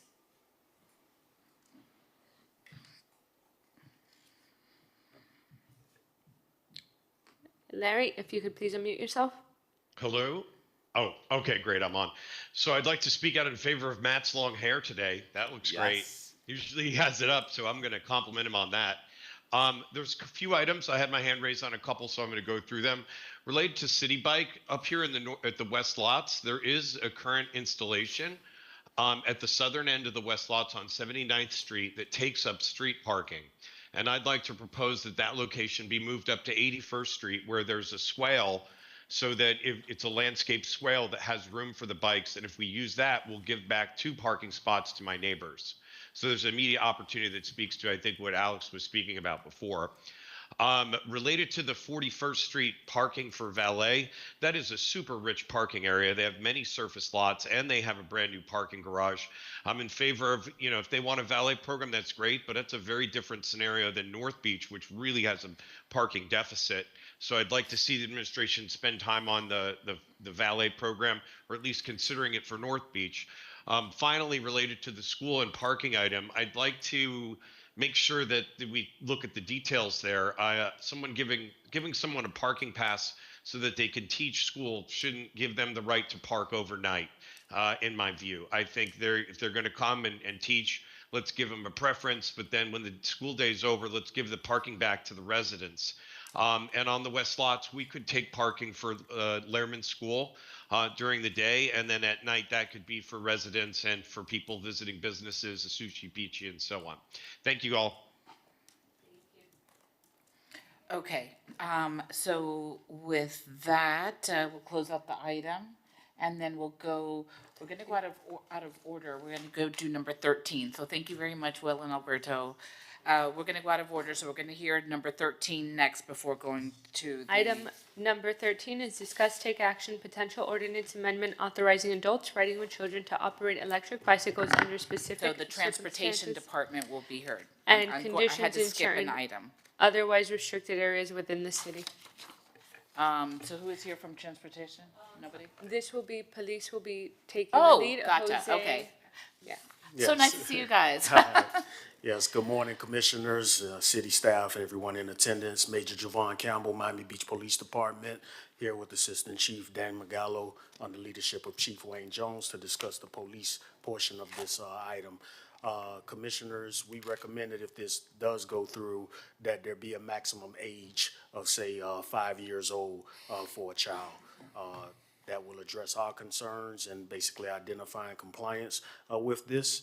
And obviously, transportation is lead on this item, so we do respectfully request that it be deferred to the next meeting so that they can provide their valuable input pertaining to this. And I'd love to hear from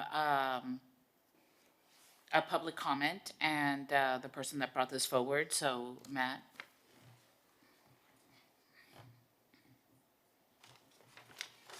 Is that your hair dryer? Your diffuser.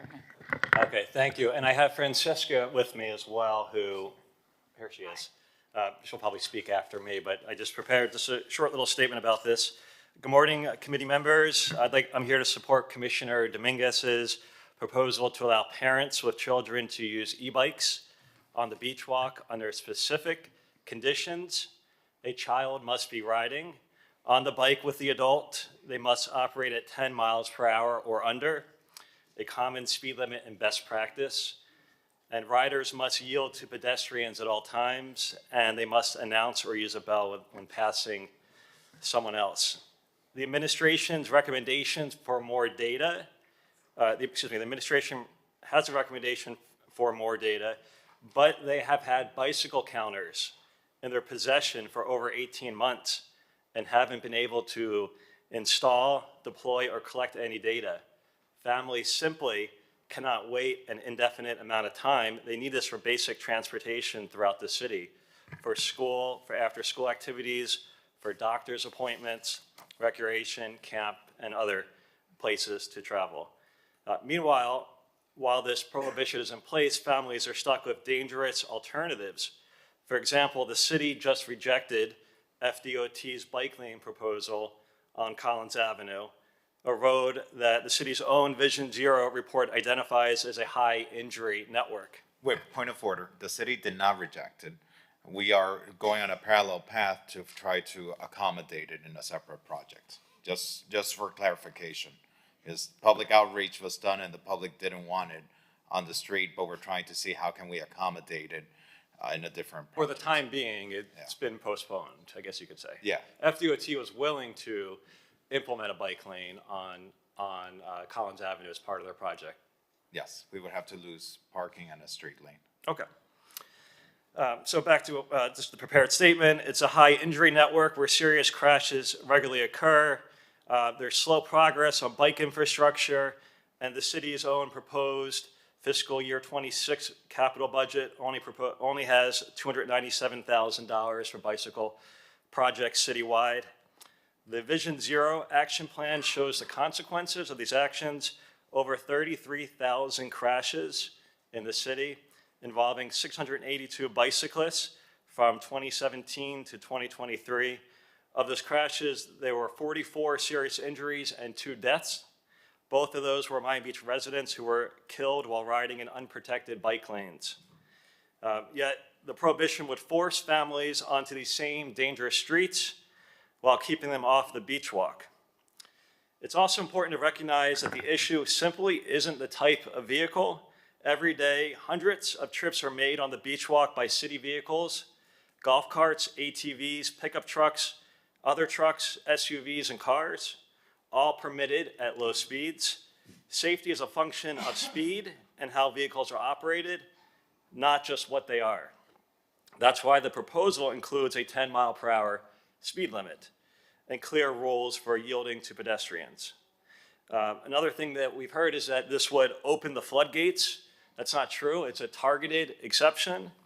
The proposal is limited to adults that are riding with children of any age, I will add, not all e-bike riders. Parents, by default, ride more carefully when they have children present. They won't be reckless riders. Meanwhile, in addition, there also is no support. There is no evidence, rather, to support that this proposal is a safety risk. To the contrary, this supports public interest by allowing a safer place for parents to ride with their children. Thousands of people already ride bicycles every day on the beach walk. In fact, FDOT has a counter program on off-road or shared use paths throughout the state, and their number one counter is, guess where? Miami Beach, on the beach walk. Thousands of people ride every day. This proposal wouldn't move the needle. At most, perhaps a few dozen parents riding their children on an e-bike is not going to have a huge impact. It also would be very easy to enforce. There either is or there is not a child on the bike with the adult. I think that's pretty simple to be able to enforce. Question for you. Yes. Have you spoken to the Mid-Beach Neighborhood Association on Yes. this, and where are they at? They were not supportive. Well, actually, I will say I did not speak with them. I offered multiple times to meet with their executive board, as they're called, and they either weren't interested or they weren't able to find time to meet with me. But I did reach out to the president of that association a number of times, trying to meet prior to I'd like this. to move this to the full commission and have a discussion there. Yeah, with I the mean, full body. I know that this is a very complicated issue, Mm. but this is where we represent the entire city.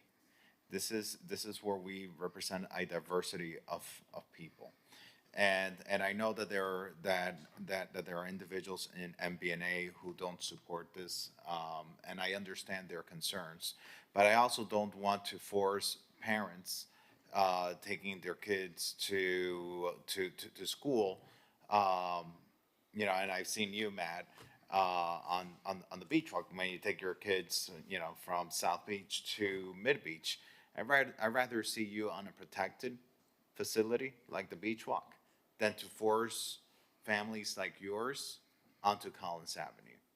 And so, you know, for as long as there are enforceable speed limits that are tied to this, you know, whether I think 10 miles an hour is something that is very reasonable, and I think you mentioned that in your comments.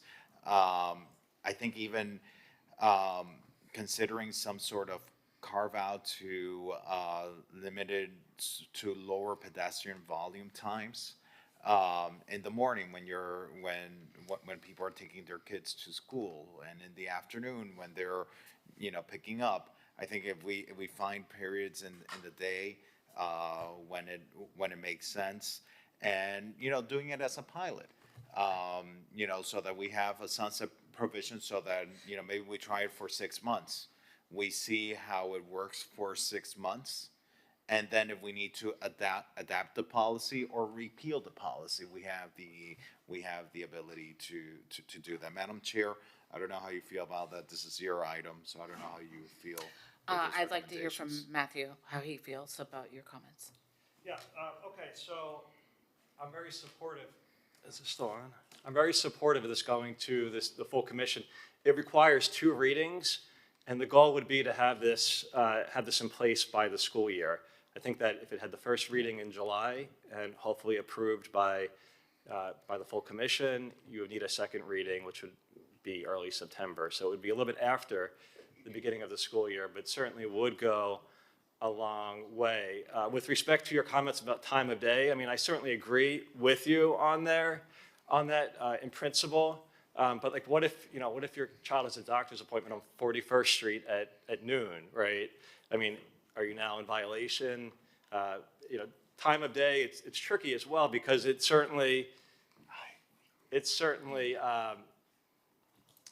sorry, I lost my train of thought there. The volumes on there can vary significantly. So, I mean, I'm supportive. I think it should go to the full commission. I'm here with Francesca. She's a parent who lives in Mid-Beach, and she has an e-bike, and she rides her children. I don't want to speak for her anymore, but you might want to say something. So, hi, good morning. I'm a mom of two. My kids go to North Beach Elementary, and I sold my car. So you need more people like me that sell their cars and just go with the bike. So you solve also your problem with the parking. And you cannot really tell parents to go on Collins because it's just dangerous. Like, I get scared even when I'm driving on Collins. You cannot really tell a parent. With two kids, it doesn't matter how old they are. It's just dangerous. So please allow us to go at any time, because not only the doctor's appointment, but also the all the activities that kids have during the afternoon or any time. So I just note that, and I hear you. There are things that are unpredictable. A child has an emergency at school. You need to go pick them up in the middle of the day, and it's outside of the schedule. But now you've become dependent on this form of transportation to pick up your kids. I'd rather you be on a protected path rather than on the street. So I understand what you're saying. Just realistically, I don't know if restricting this to 8 miles an hour is that realistic, because I've ridden electric bicycles, and I know that even 10 miles an hour is like you need to force yourself to go 10 miles an hour. So I don't even know how. Is it really feasible to drive I an go electric? slower than 10 miles an hour. What's that? I go slower than 10 miles an hour because we all have the speedometer, and my bike doesn't even go above 15 miles an hour. So, Right. And there's people with just regular bikes that just with their legs go way faster yeah, than me. yeah, And absolutely. they're the dangerous ones. So I don't understand why you're so against electric bikes. I'm not. When maybe we I'm should just have a supporting you. speed limit for everybody. Francesca, I'm Not supporting you, I you. mean in general. Yes. There's people against electric bikes when the speed, I think, is the issue more than the electric bike. Yeah. And by the way, I purchased a radar gun. It's really easy. You can just point it at someone, hit their speed, and you see the speeds that people are going. And many, many people are not going that fast on the beach walk. But the purpose isn't to go out there and tag someone going 11 miles an hour. It's the 80-20 rule. You're going to get most people who are going to obey, and that's good public policy when most people are obeying their rules. You're not going to get everyone. You're not going to get that 99th percentile person who doesn't care what the speed limit is or what the sign says. but Okay, and you're gonna- Assistant Chief Morgallo has a feedback. Thank you, Commissioner. I would ask that we pump the brakes if possible and have a little bit further discussion and have us have the opportunity to look into this a little more, because what Mr. Galtanov, who is a very responsible bicycle operator, one of the most responsible that I have seen in this city, always wears a helmet, always has his children wearing helmets. So I understand where he's coming from. And if all of our bicycle operators in the city were like Mr. Galtanov, we wouldn't need further discussion. The reality is what we want to have come out of this discussion is a viable, enforceable ordinance that allows the people that are going to conduct the enforcement to readily identify what appears to be a parent and a child on a bicycle at the same time. If we don't add age restrictions to that, then the problem we run into is a 17-year-old is the same size as an adult, but it's still a child under the law. So we could have issues where they're not riding responsibly, yet they're both on a bike, parent and child, and we cannot take enforcement action. So we want to have a little bit further discussion before we move this forward so that we can come up with good strategies, enforceability of an ordinance that moves forward so that everybody can responsibly use that beach walk, which is one of the most congested areas of the city. And unfortunately, we have had incidents where folks are operating either a micromobility vehicle with a motor that shouldn't be on the beach walk at all, or a pedal-assisted bicycle or an electric bicycle at a high rate of speed, even folks that are riding bicycles without any type of pedal assist or motor at a high rate of speed in a manner that interacts with some of our elderly residents that walk out there, and we have injuries. So what we're asking is, I know there's a desire to get this forward before the school year, but if we could pump the brakes and just have a little bit further discussion, let us work with transportation to look at this a little bit in depth so that we can identify a workable, enforceable ordinance to come out of this, I think it would be best Let me practice. hear from Commissioner Bob. So micromobility, as Matthew well knows, because he has been our only resident working on the task force with staff members for the last year and a half, micromobility has been an enormous project for me since I was elected.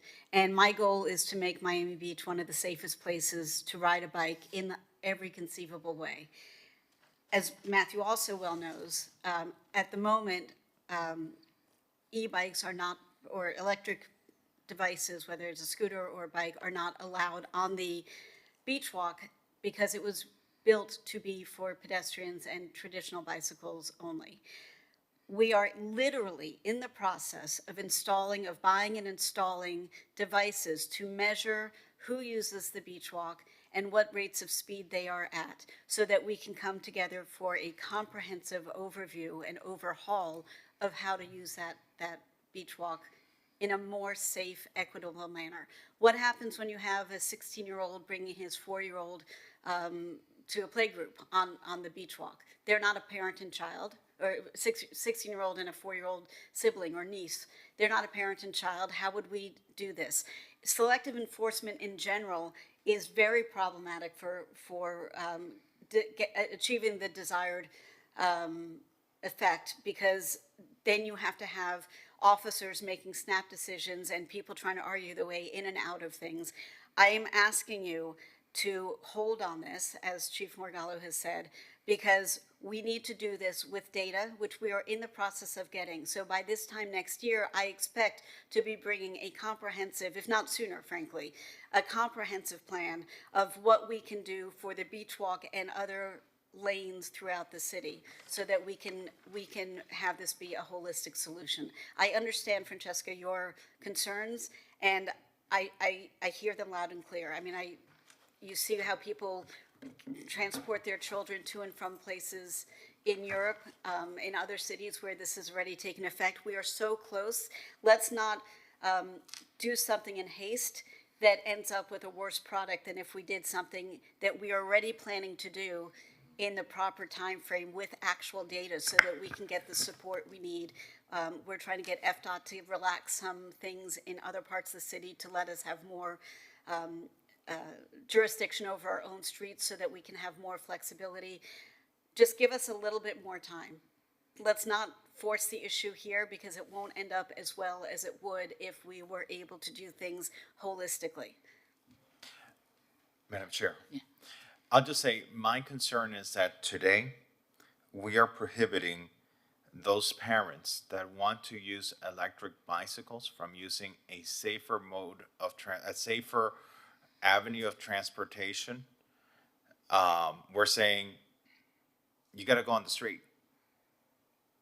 You're not allowed to be on the beach walk. We are discriminating on a mode of transportation that right now we are pushing them onto the streets. It's not legal.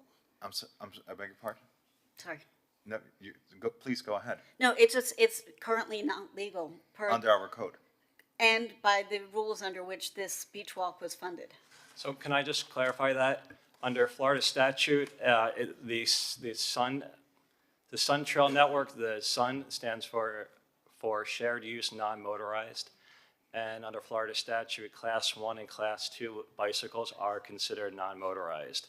So the funding mechanism for this beach walk, the many different phases that took over 2 decades to build, allows e-bikes. The Florida statute does give the city the option to prohibit them on shared use paths, but it's not a requirement. It's not a requirement, and what you're proposing would not run afoul of any sort of rules at the state level. So the Sun Trail Network does not prohibit automatically, like when you got funding through the program, you're not prohibited from having e-bikes on the facility being built with those grant dollars. Correct. Okay, and so knowing that, listen, it's not gonna be in my conscience that God forbid, you know, something happens, that we had the opportunity to address something, fix something in the name of safety of parents and children, and for us not to explore it. I think it's reasonable. I would have gone up to 10 miles an hour. Just having ridden these, I know that 10 miles an hour, you're not causing damage on anyone. And this is saying 8 miles an hour. 10. Oh, it says 8? Okay, so, I think, and I just want clarity, I think the item says Okay, 8 well- miles an hour. Okay, so I don't want to split hairs about that. yeah. It's not. And so, Madam Chair, I think, you know, we need to make sure that kids, when they get back to school, have a safe avenue to get there other than the streets. And I think we should send this back to the commission. Okay, I'm in agreement to have a full discussion at commission for September 3rd. And we'll see where, as a body, the discussion goes. Madam Chair, I want to address some of the comments that Commissioner Bott made, because I do appreciate all of the work that the task force has done, and I understand why you don't appear to be supportive of this. But I think you should understand that it comes from a good place. The proposal is good policy, and it's in line with practices, you know, throughout the country. I've been traveling this summer, and for example, I was in Colorado, and on some trails there, they have speed limits, 10 miles an hour. They have signs that say, e-bikes welcome, class 1, class 2 only, class 3 are prohibited.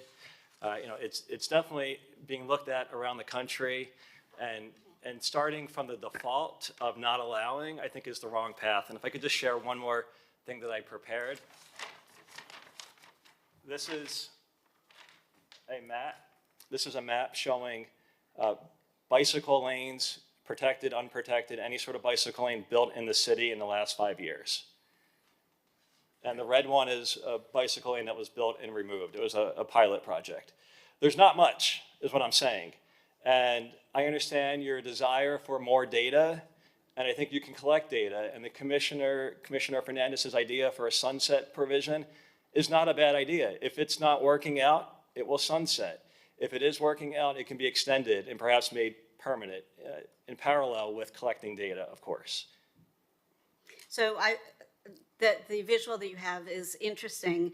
It is not the extent of our bike lanes, and as you well know, and the reason why things haven't been built in the last 5 years, because the prior commissions have not prioritized this. I'm just so flabbergasted at this whole thing, because we are clearly prioritizing this. We are finding money to finish extensions that have been built so there's better connectivity. I'm literally in the conversations about trying to repurpose existing roads so that instead of being one way only for cars and anybody, it would be 2 ways for micromobility devices only. The leaps and bounds we are taking between what was 5 years ago and what will be within the next couple of years are enormous. And the reason I am not supportive of this, it's not because I don't agree with the need and the desire. I get it. But we do things as a city so haphazardly. We do things, we undo it. We do things, we undo it. We are in the process of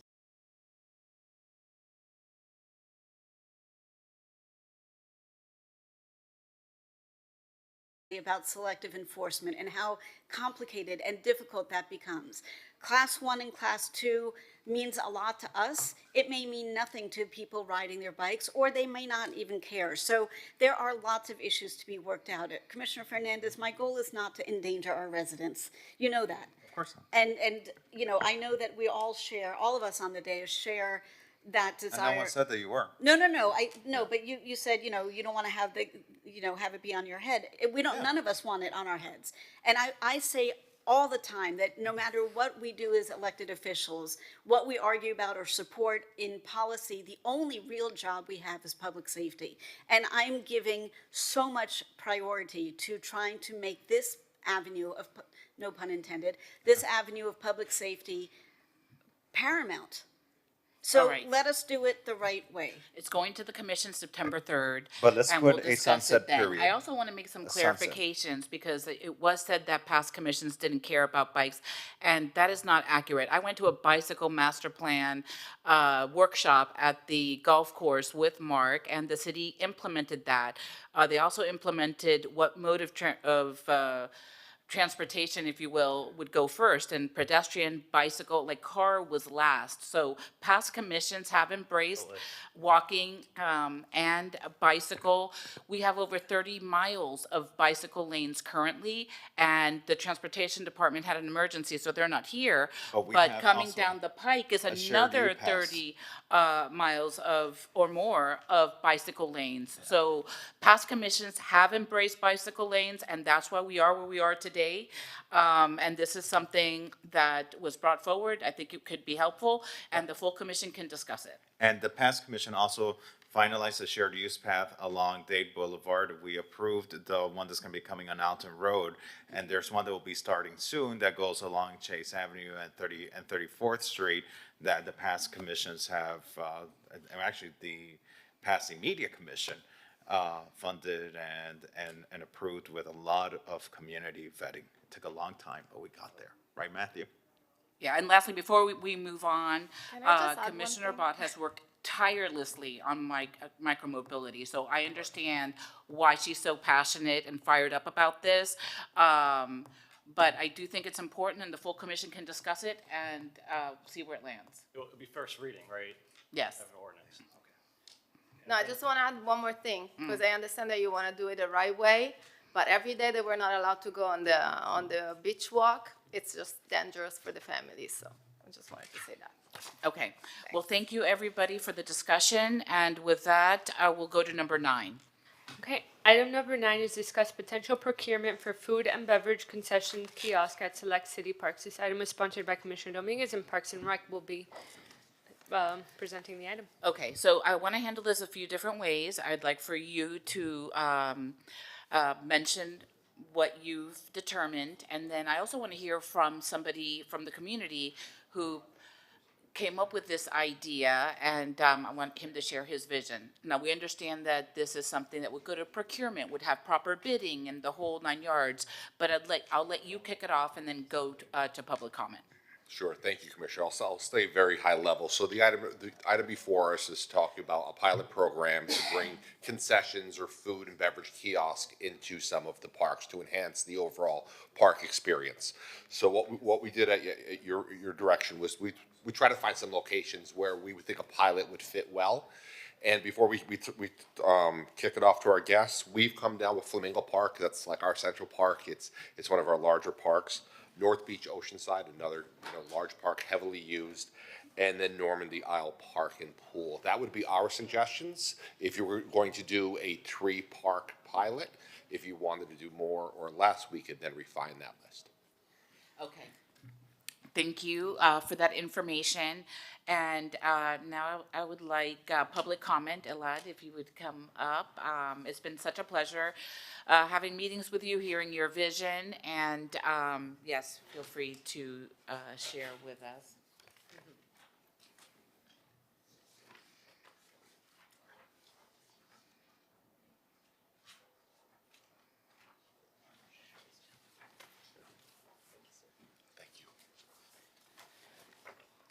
Thank you very much, everyone. And this is my partner, Dania. Thank you so much for taking our meeting. Dania, go ahead. Yes, thank you so much for your time. We've been super excited about this possibility. We put together a little, just a very preliminary sort of concept of direction and whatnot. But the idea of, we've been here, residents for almost 20 years now in Miami Beach, and I've had the pleasure of having a family here as well, and enjoying all the green spaces and parks in Miami Beach. However, it's always been sort of a question. We by the way, excuse me, we come from the food and beverage industry. We've been developing concepts in Miami Beach for almost 20 years now. So with that, as families and growing sort of influx of families in Miami Beach, we feel that there might be the possibility of developing some of these little vending projects in a few parks in Miami Beach. So we wanted to just open the discussion with you all and see how we could collaborate, what the possibilities are, and if you're open for the discussion. This particular concept that we have, it's an ice cream concept that we're gonna offer also vegan ice cream with some juices and sandwiches and just something for the family, for the kids. As Dania said before, we have kids and we always take them to the park and we always like, oh, there's nothing to drink. There's, in some of the park, obviously there are certain parks, but we want to take it up a notch with the F&B offering. And if, were you thinking of using existing city structures to sell things, or would you bring your own kiosk or whatnot?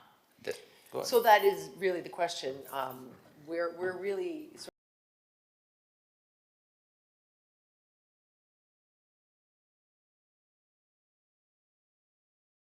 back. I kind of did a little research, had gone up an auction and whatnot, but using some fun elements that already exist in Miami would also be a fun and creative way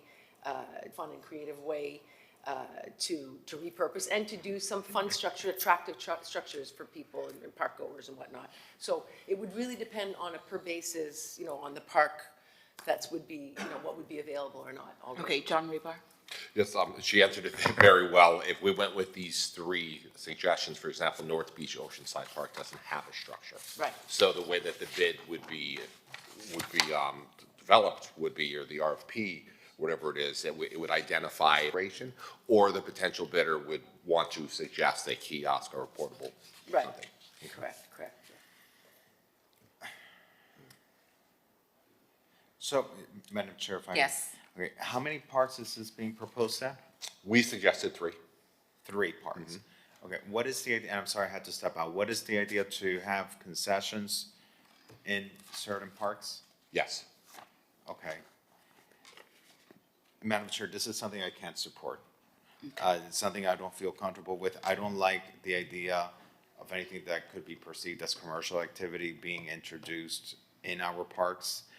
I think while it might seem innocent at first and almost like, a great amenity, to be able to go to the park, but and have, some sort of food stand or beverage concession, I do think it opens up the door to other potential commercialization, other types of concessions are gonna try to come in and put in their own concessions, come to us asking, well, you already have the food and beverage concession, this is the similar concept, so expand it to us. So I get the idea of it and I see how it could be a nice amenity. It's something that I can't support. I think we already have it in South Point Park South and Point. also at the Botanical Garden. Yeah. Yes, we do. Yeah.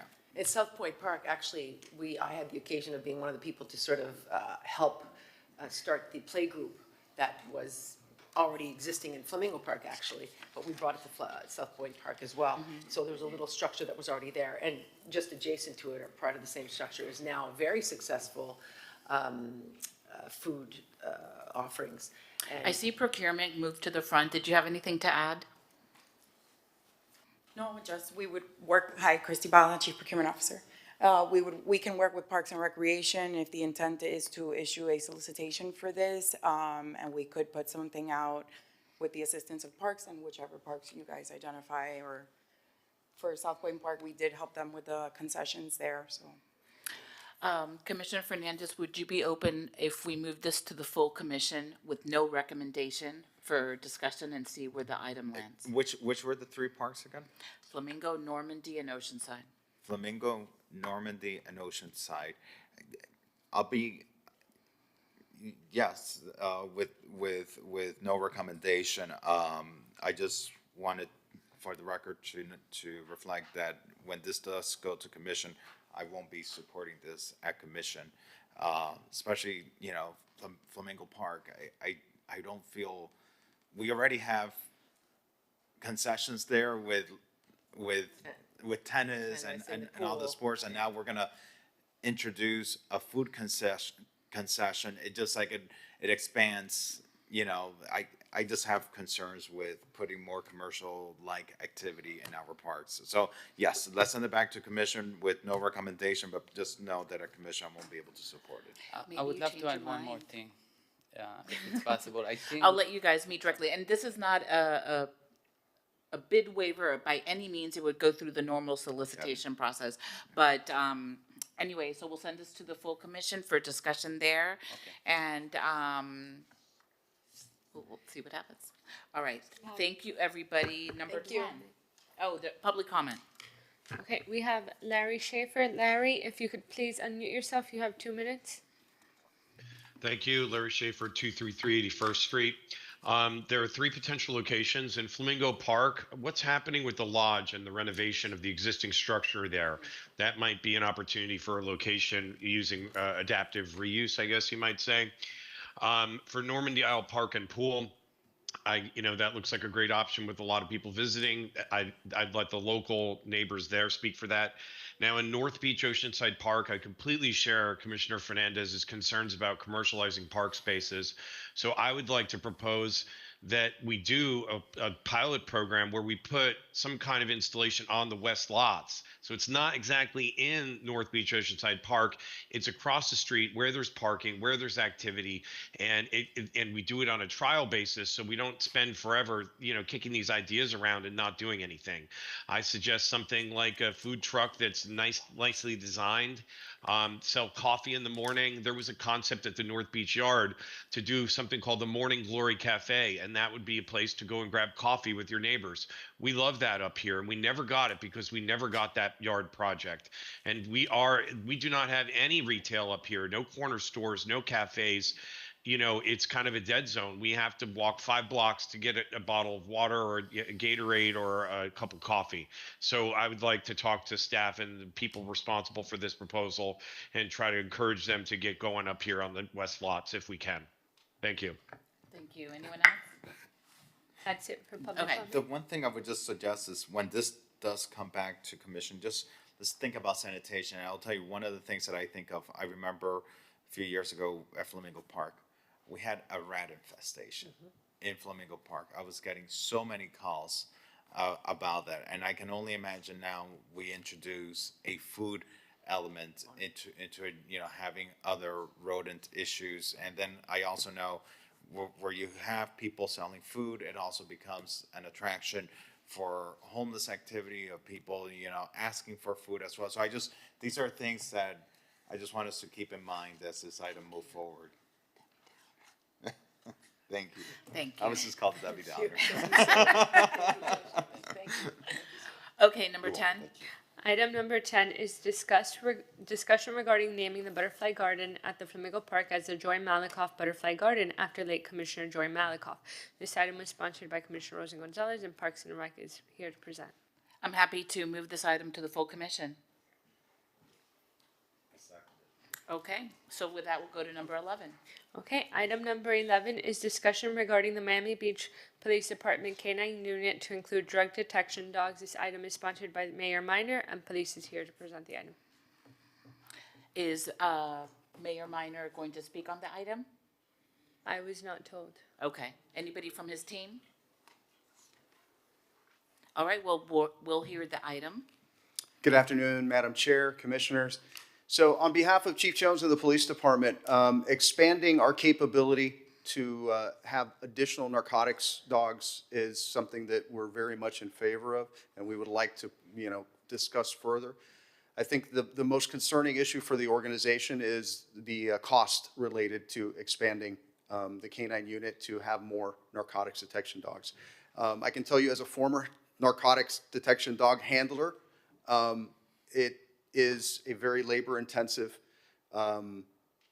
office to be a canine handler in any regard, whether that's a street canine that's also narcotics trained or EOD trained. In this instance, we would be talking about passive narcotics dogs. The process to maintain, number one, train the dog and then maintain the capabilities of the dog long-term are delineated by the courts and by accreditation standards. So there's certain requirements that we have to meet. And then obviously we are responsible for the care and safety of the canine officer as well as the canine partner. So the costs associated with that, even though we have a great partnership with the Miami Beach Canine Knights that provide us the donated dogs, there's still a significant expense that the city incurs in veterinary bills and cost of training aids, cost of securing those training aids and whatnot. So we would. Was it like 82,000 per dog? It's about 82,000 per dog just in the collateral costs. The $15,000 cost of the dog is separate. If the city would have to purchase the dog, then we're up to almost $100,000 per dog. Okay. I know that this is a very important item for the mayor, so I would be supportive to move it forward to the full commission. And so I just have a question. With the current canines that we have, couldn't they be used for drug detection purposes? So we have 7 canine teams at the moment. Yeah. We're budgeted for up to 12, so the goal is to expand up to 12.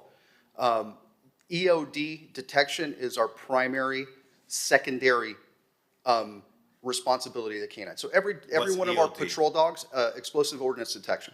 So That's primary. So no, our primary is street police dogs. They basically are apprehension dogs. They search for bad guys, they work perimeters, and then their secondary responsibility or secondary training is to conduct explosive ordnance detection sweeps for all of the hundreds of different events that we have in our city every year. Okay, so the 7 that we have right now, they're primarily used as police dogs and secondarily as EOD. Correct. Okay, and you have budgeted right now up to 12. Correct. Those are budgeted. Yes, sir. Okay, and so then those 5 vacant positions that you have, how long have they been vacant for?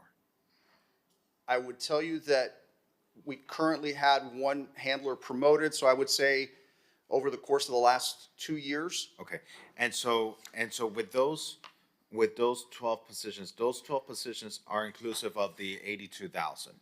Yes, sir. Okay, and would it be possible, since those are positions that have been vacant for such a long period of time already, to be able to dedicate, 1 or 2 of them for drug detection purposes? Since we anticipate, because I also have heard the chief mention that we're gonna have full staffing by the end of the year, which leads me to believe that if we're gonna have full staffing by the end of the year, that these 12 positions are also gonna be filled by the end of the year. Would that be correct? Ideally, we would love to have all the positions filled, but one of the things that we've found is that there's not the same level of interest in folks taking on the responsibility of being a 24-hour canine handler, because it is a 24-hour job. So over the last couple of years, we've had limited interest from some of our officers that we haven't seen the ability to be able to fill some of those positions. When we've opened up for officers to volunteer to become canine handlers, it's been very few that have moved forward. So we've only been able to maintain what we've had at the moment. Ideally, we would love to see an uptick in interest, and maybe we will with officers looking at it from the perspective of just being a single-use narcotics detection dog. But ideally, what we would like to do is, if we're going to expand on the narcotics detection only side, that those dogs be assigned to units like our SET unit, our crime suppression type. Basically, it's a semi-uniform proactive unit that could be able to employ the dog to detect individuals that are either hiding drugs or selling drugs on the street, as opposed to the regular patrol canine unit that's dual certified. And so could some of the 12 that you Yes, sir. already have budgeted be dedicated for that? Yes, sir. Okay. All right, so perhaps we can move this forward to the Yes. commission with that recommendation. That way, it's a dual purpose goal. We're not adding an onerous to the budget of the department. You have positions that are vacant that you intend to fill these positions, but perhaps as part of those same positions, we can have a set aside of these canine dogs specifically for the narcotic purposes. Okay, great. Yep. So 11 will be to the full commission. Any public comment? We have Larry Schaefer. Larry, if you could please unmute yourself, you have 2 minutes. Hello, Larry Schaefer, 233 81st Street. The police department takes all of our money, all of the time. They ask for everything they want and they almost always get it.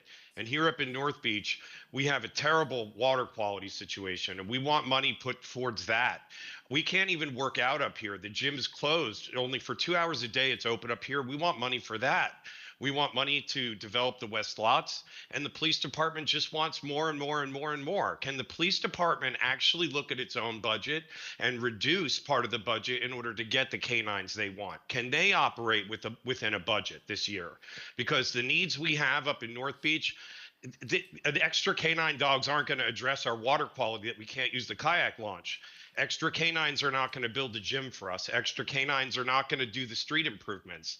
And so these guys, they keep coming and getting everything from us. And the people that pay and vote aren't necessarily happy with how much it costs. Okay, next item, number 15. Item number 15 is a monthly update on efficiency of enhanced enforcement related to excessive vehicular noise. This item is sponsored by Commissioner Dominguez, and police will be presenting the item. So I recently had a meeting with people that live south of 5th and on West Avenue, and I've also gotten correspondence from folks that live in the condo corridor about the motorcycles and very loud cars, mufflers, as they're getting on and off the causeway, and then they speed down certain streets. So I do want to make sure that we have a plan moving forward. Wanted to hear your initial thoughts, and then we can get more in depth at the next meeting in September. Absolutely. Thank you, Madam Chair, Commissioners. So obviously, we listen to the community, we listen to our policymakers, elected officials, and we understand that this is a high priority for our residents, especially in the south of 5th area, the condo corridor area, and throughout the city. This is something that, dating back 3 years to when I was the patrol major, that I instituted the NEAT team, which was the Noise Enforcement and Abatement Team, specifically focused on conducting this type of enforcement citywide. We are prioritizing this. We have established a plan where we have directed the workforce to prioritize this type of enforcement as part of their regular duties, because the problem we run into is 1,000,001 opportunities to conduct enforcement, but limited resources. So we have to wear many hats as enforcement, so that our motor officers aren't just conducting the, aggressive driving and speeding, that they're also wrapping into their enforcement activity dealing with this particular type of issue. So I can tell you that since we started prioritizing this, we've seen an uptick in these citations being issued. Just between April and May, we saw a 29% increase. So we anticipate that we're going to continue to see those increases over the next few months as we continue to prioritize. And I'm very proud to say that at one point, we were the leading agency in the state of Florida at issuing these citations. So we understand the importance of it. We continue to prioritize it with the workforce, and we're happy to come back every month and provide an update as we can move forward. Wonderful. Any public comment? No public Okay, comment. so then we'll hear this again in September. We'll go on to number 16. Item number 16 is discuss the exploration and feasibility of a crisis intervention response program that would deploy behavioral health first responders to address certain mental health crises. This item was sponsored by Commissioner Dominguez, and police will be presenting the item. Good afternoon, Madam Chair. Assistant Chief Daniel Morgallo here on behalf of Chief Jones of the Miami Beach Police Department. With regard to this particular item, last month we presented it and we were asked to come back and provide some additional data for Commissioner Fernandez regarding specifics as to how many Baker Act cases we handle as an organization and a breakdown of the particular clients that are involved in some of those. So I'm prepared to discuss that a little bit with regard to this item. But I want to point out that the main issue we have with regard to being able to move forward with an item like this is cost. Even if we repurposed one of our officers that's already in another capacity or assigned an officer to this without hiring anybody for this, there's still a $250,000 cost involved for us to be able to partner with the behavioral folks that would be part of the team. So I'll save you some time. I think we should look at this for 2027. thank you. Okay. We agree. All right, so we'll close this item out and then move on to number 2. Item number 2 is discuss recommendation from the Ad hoc Nightlife Task Force Advisory Committee at its April 10th, 2025 meeting. This item was sponsored by Commissioner Dominguez, and it'll be a multi-department presentation, economic development and police. Okay, so I've attended, and I know some of my colleagues have as well, the different task force meetings. And they recently had some recommendations on the spring break policies and permitting and entertainment regulations and some collateral issues. They also had some ideas and recommendations on policing and public safety, in addition to communications and marketing. So I'd love to hear from the city administration regarding their motions. Good afternoon, or is it afternoon yet? Good morning, or after it is afternoon now. Stephen Anthony, Economic Development Director.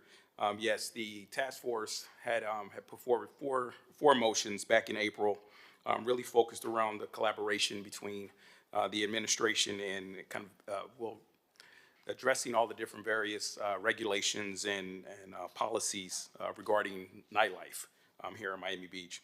And so those really spoke to spring break policies, of course, entertainment regulations, collateral issues, policing and security matters, communications and marketing strategy. The meeting that was held in May spoke specifically to marketing. We had the director of marketing and communications there at that meeting, really speaking to the different campaigns that was going on during that time.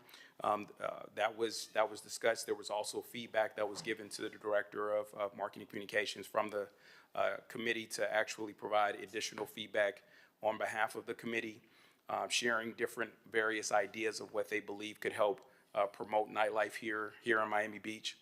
So those are continually ongoing and working with the marketing communications department on that behalf. The other pieces. The meetings were originally scheduled for June. That meeting was canceled due to just trying to get all of the various departments together so that could be effective. The departments consist of planning, building, transportation, of course, public works and police as well, as the chief was going to be set to speak to the advisory committee as well. So that meeting was canceled. The meeting for July was actually set for July 3rd. That was rescheduled to the 24th. I think it's the 24th now. The 24th of this month. So that's the meeting where we'll have the various departments that will speak at that meeting. That will be important because they had their motions in April. Mm-hmm. And so it's been 3 months and there's been no discussion. So that's why we're hearing it here. Police or marketing, do you have anything? Yeah. Sure. Hi. Good afternoon, everyone. Melissa Bertier, Director of Marketing and Communications. I did attend the May meeting, not the April meeting, and I really appreciated all their feedback, and we are already actively incorporating their feedback in the spots that we're doing with the GMCBB, including nightlife and other aspects that we appreciated hearing their feedback. So thank you. Okay, great. And then on the police side, So I have personally met with the chair of the Ad hoc Nightlife Committee, and we've had conversations, and just to echo what the other department directors have said, we are on board with further discussions moving forward, looking for how we can provide public safety services in whatever capacity and whatever need the city decides moving forward. okay. Well, I think we can close this item. They're going to have another meeting July 24th. If there's anything else that needs to be brought forward, they can do so at that time. Thank you. Okay. So number 12. Item number 12 is explore leveraging technology in neighborhoods experiencing high levels of burglaries and auto thefts and discuss best structure to implement technology-centered security measures in those neighborhoods. This item was sponsored by Commissioner Rosen Gonzalez and co-sponsored by Commissioner Ball. Can you read number 14 as well? Because it looks like it's the same as my item. Okay. Item number 14 is discuss enhancing public safety through technology and community partnership, and this item was sponsored by Commissioner Dominguez. Okay. Hi. I forget the title. Lieutenant or Sergeant Garcia? Major Eric Garcia Major, for My Police Tech apologies. Services Division. So good afternoon, Madam Chair and Commissioner Fernandez. The police department currently uses various technological solutions as needed, that we deploy in various different areas of the city when we see an uptick in crime. We have a variety of different technology products and solutions.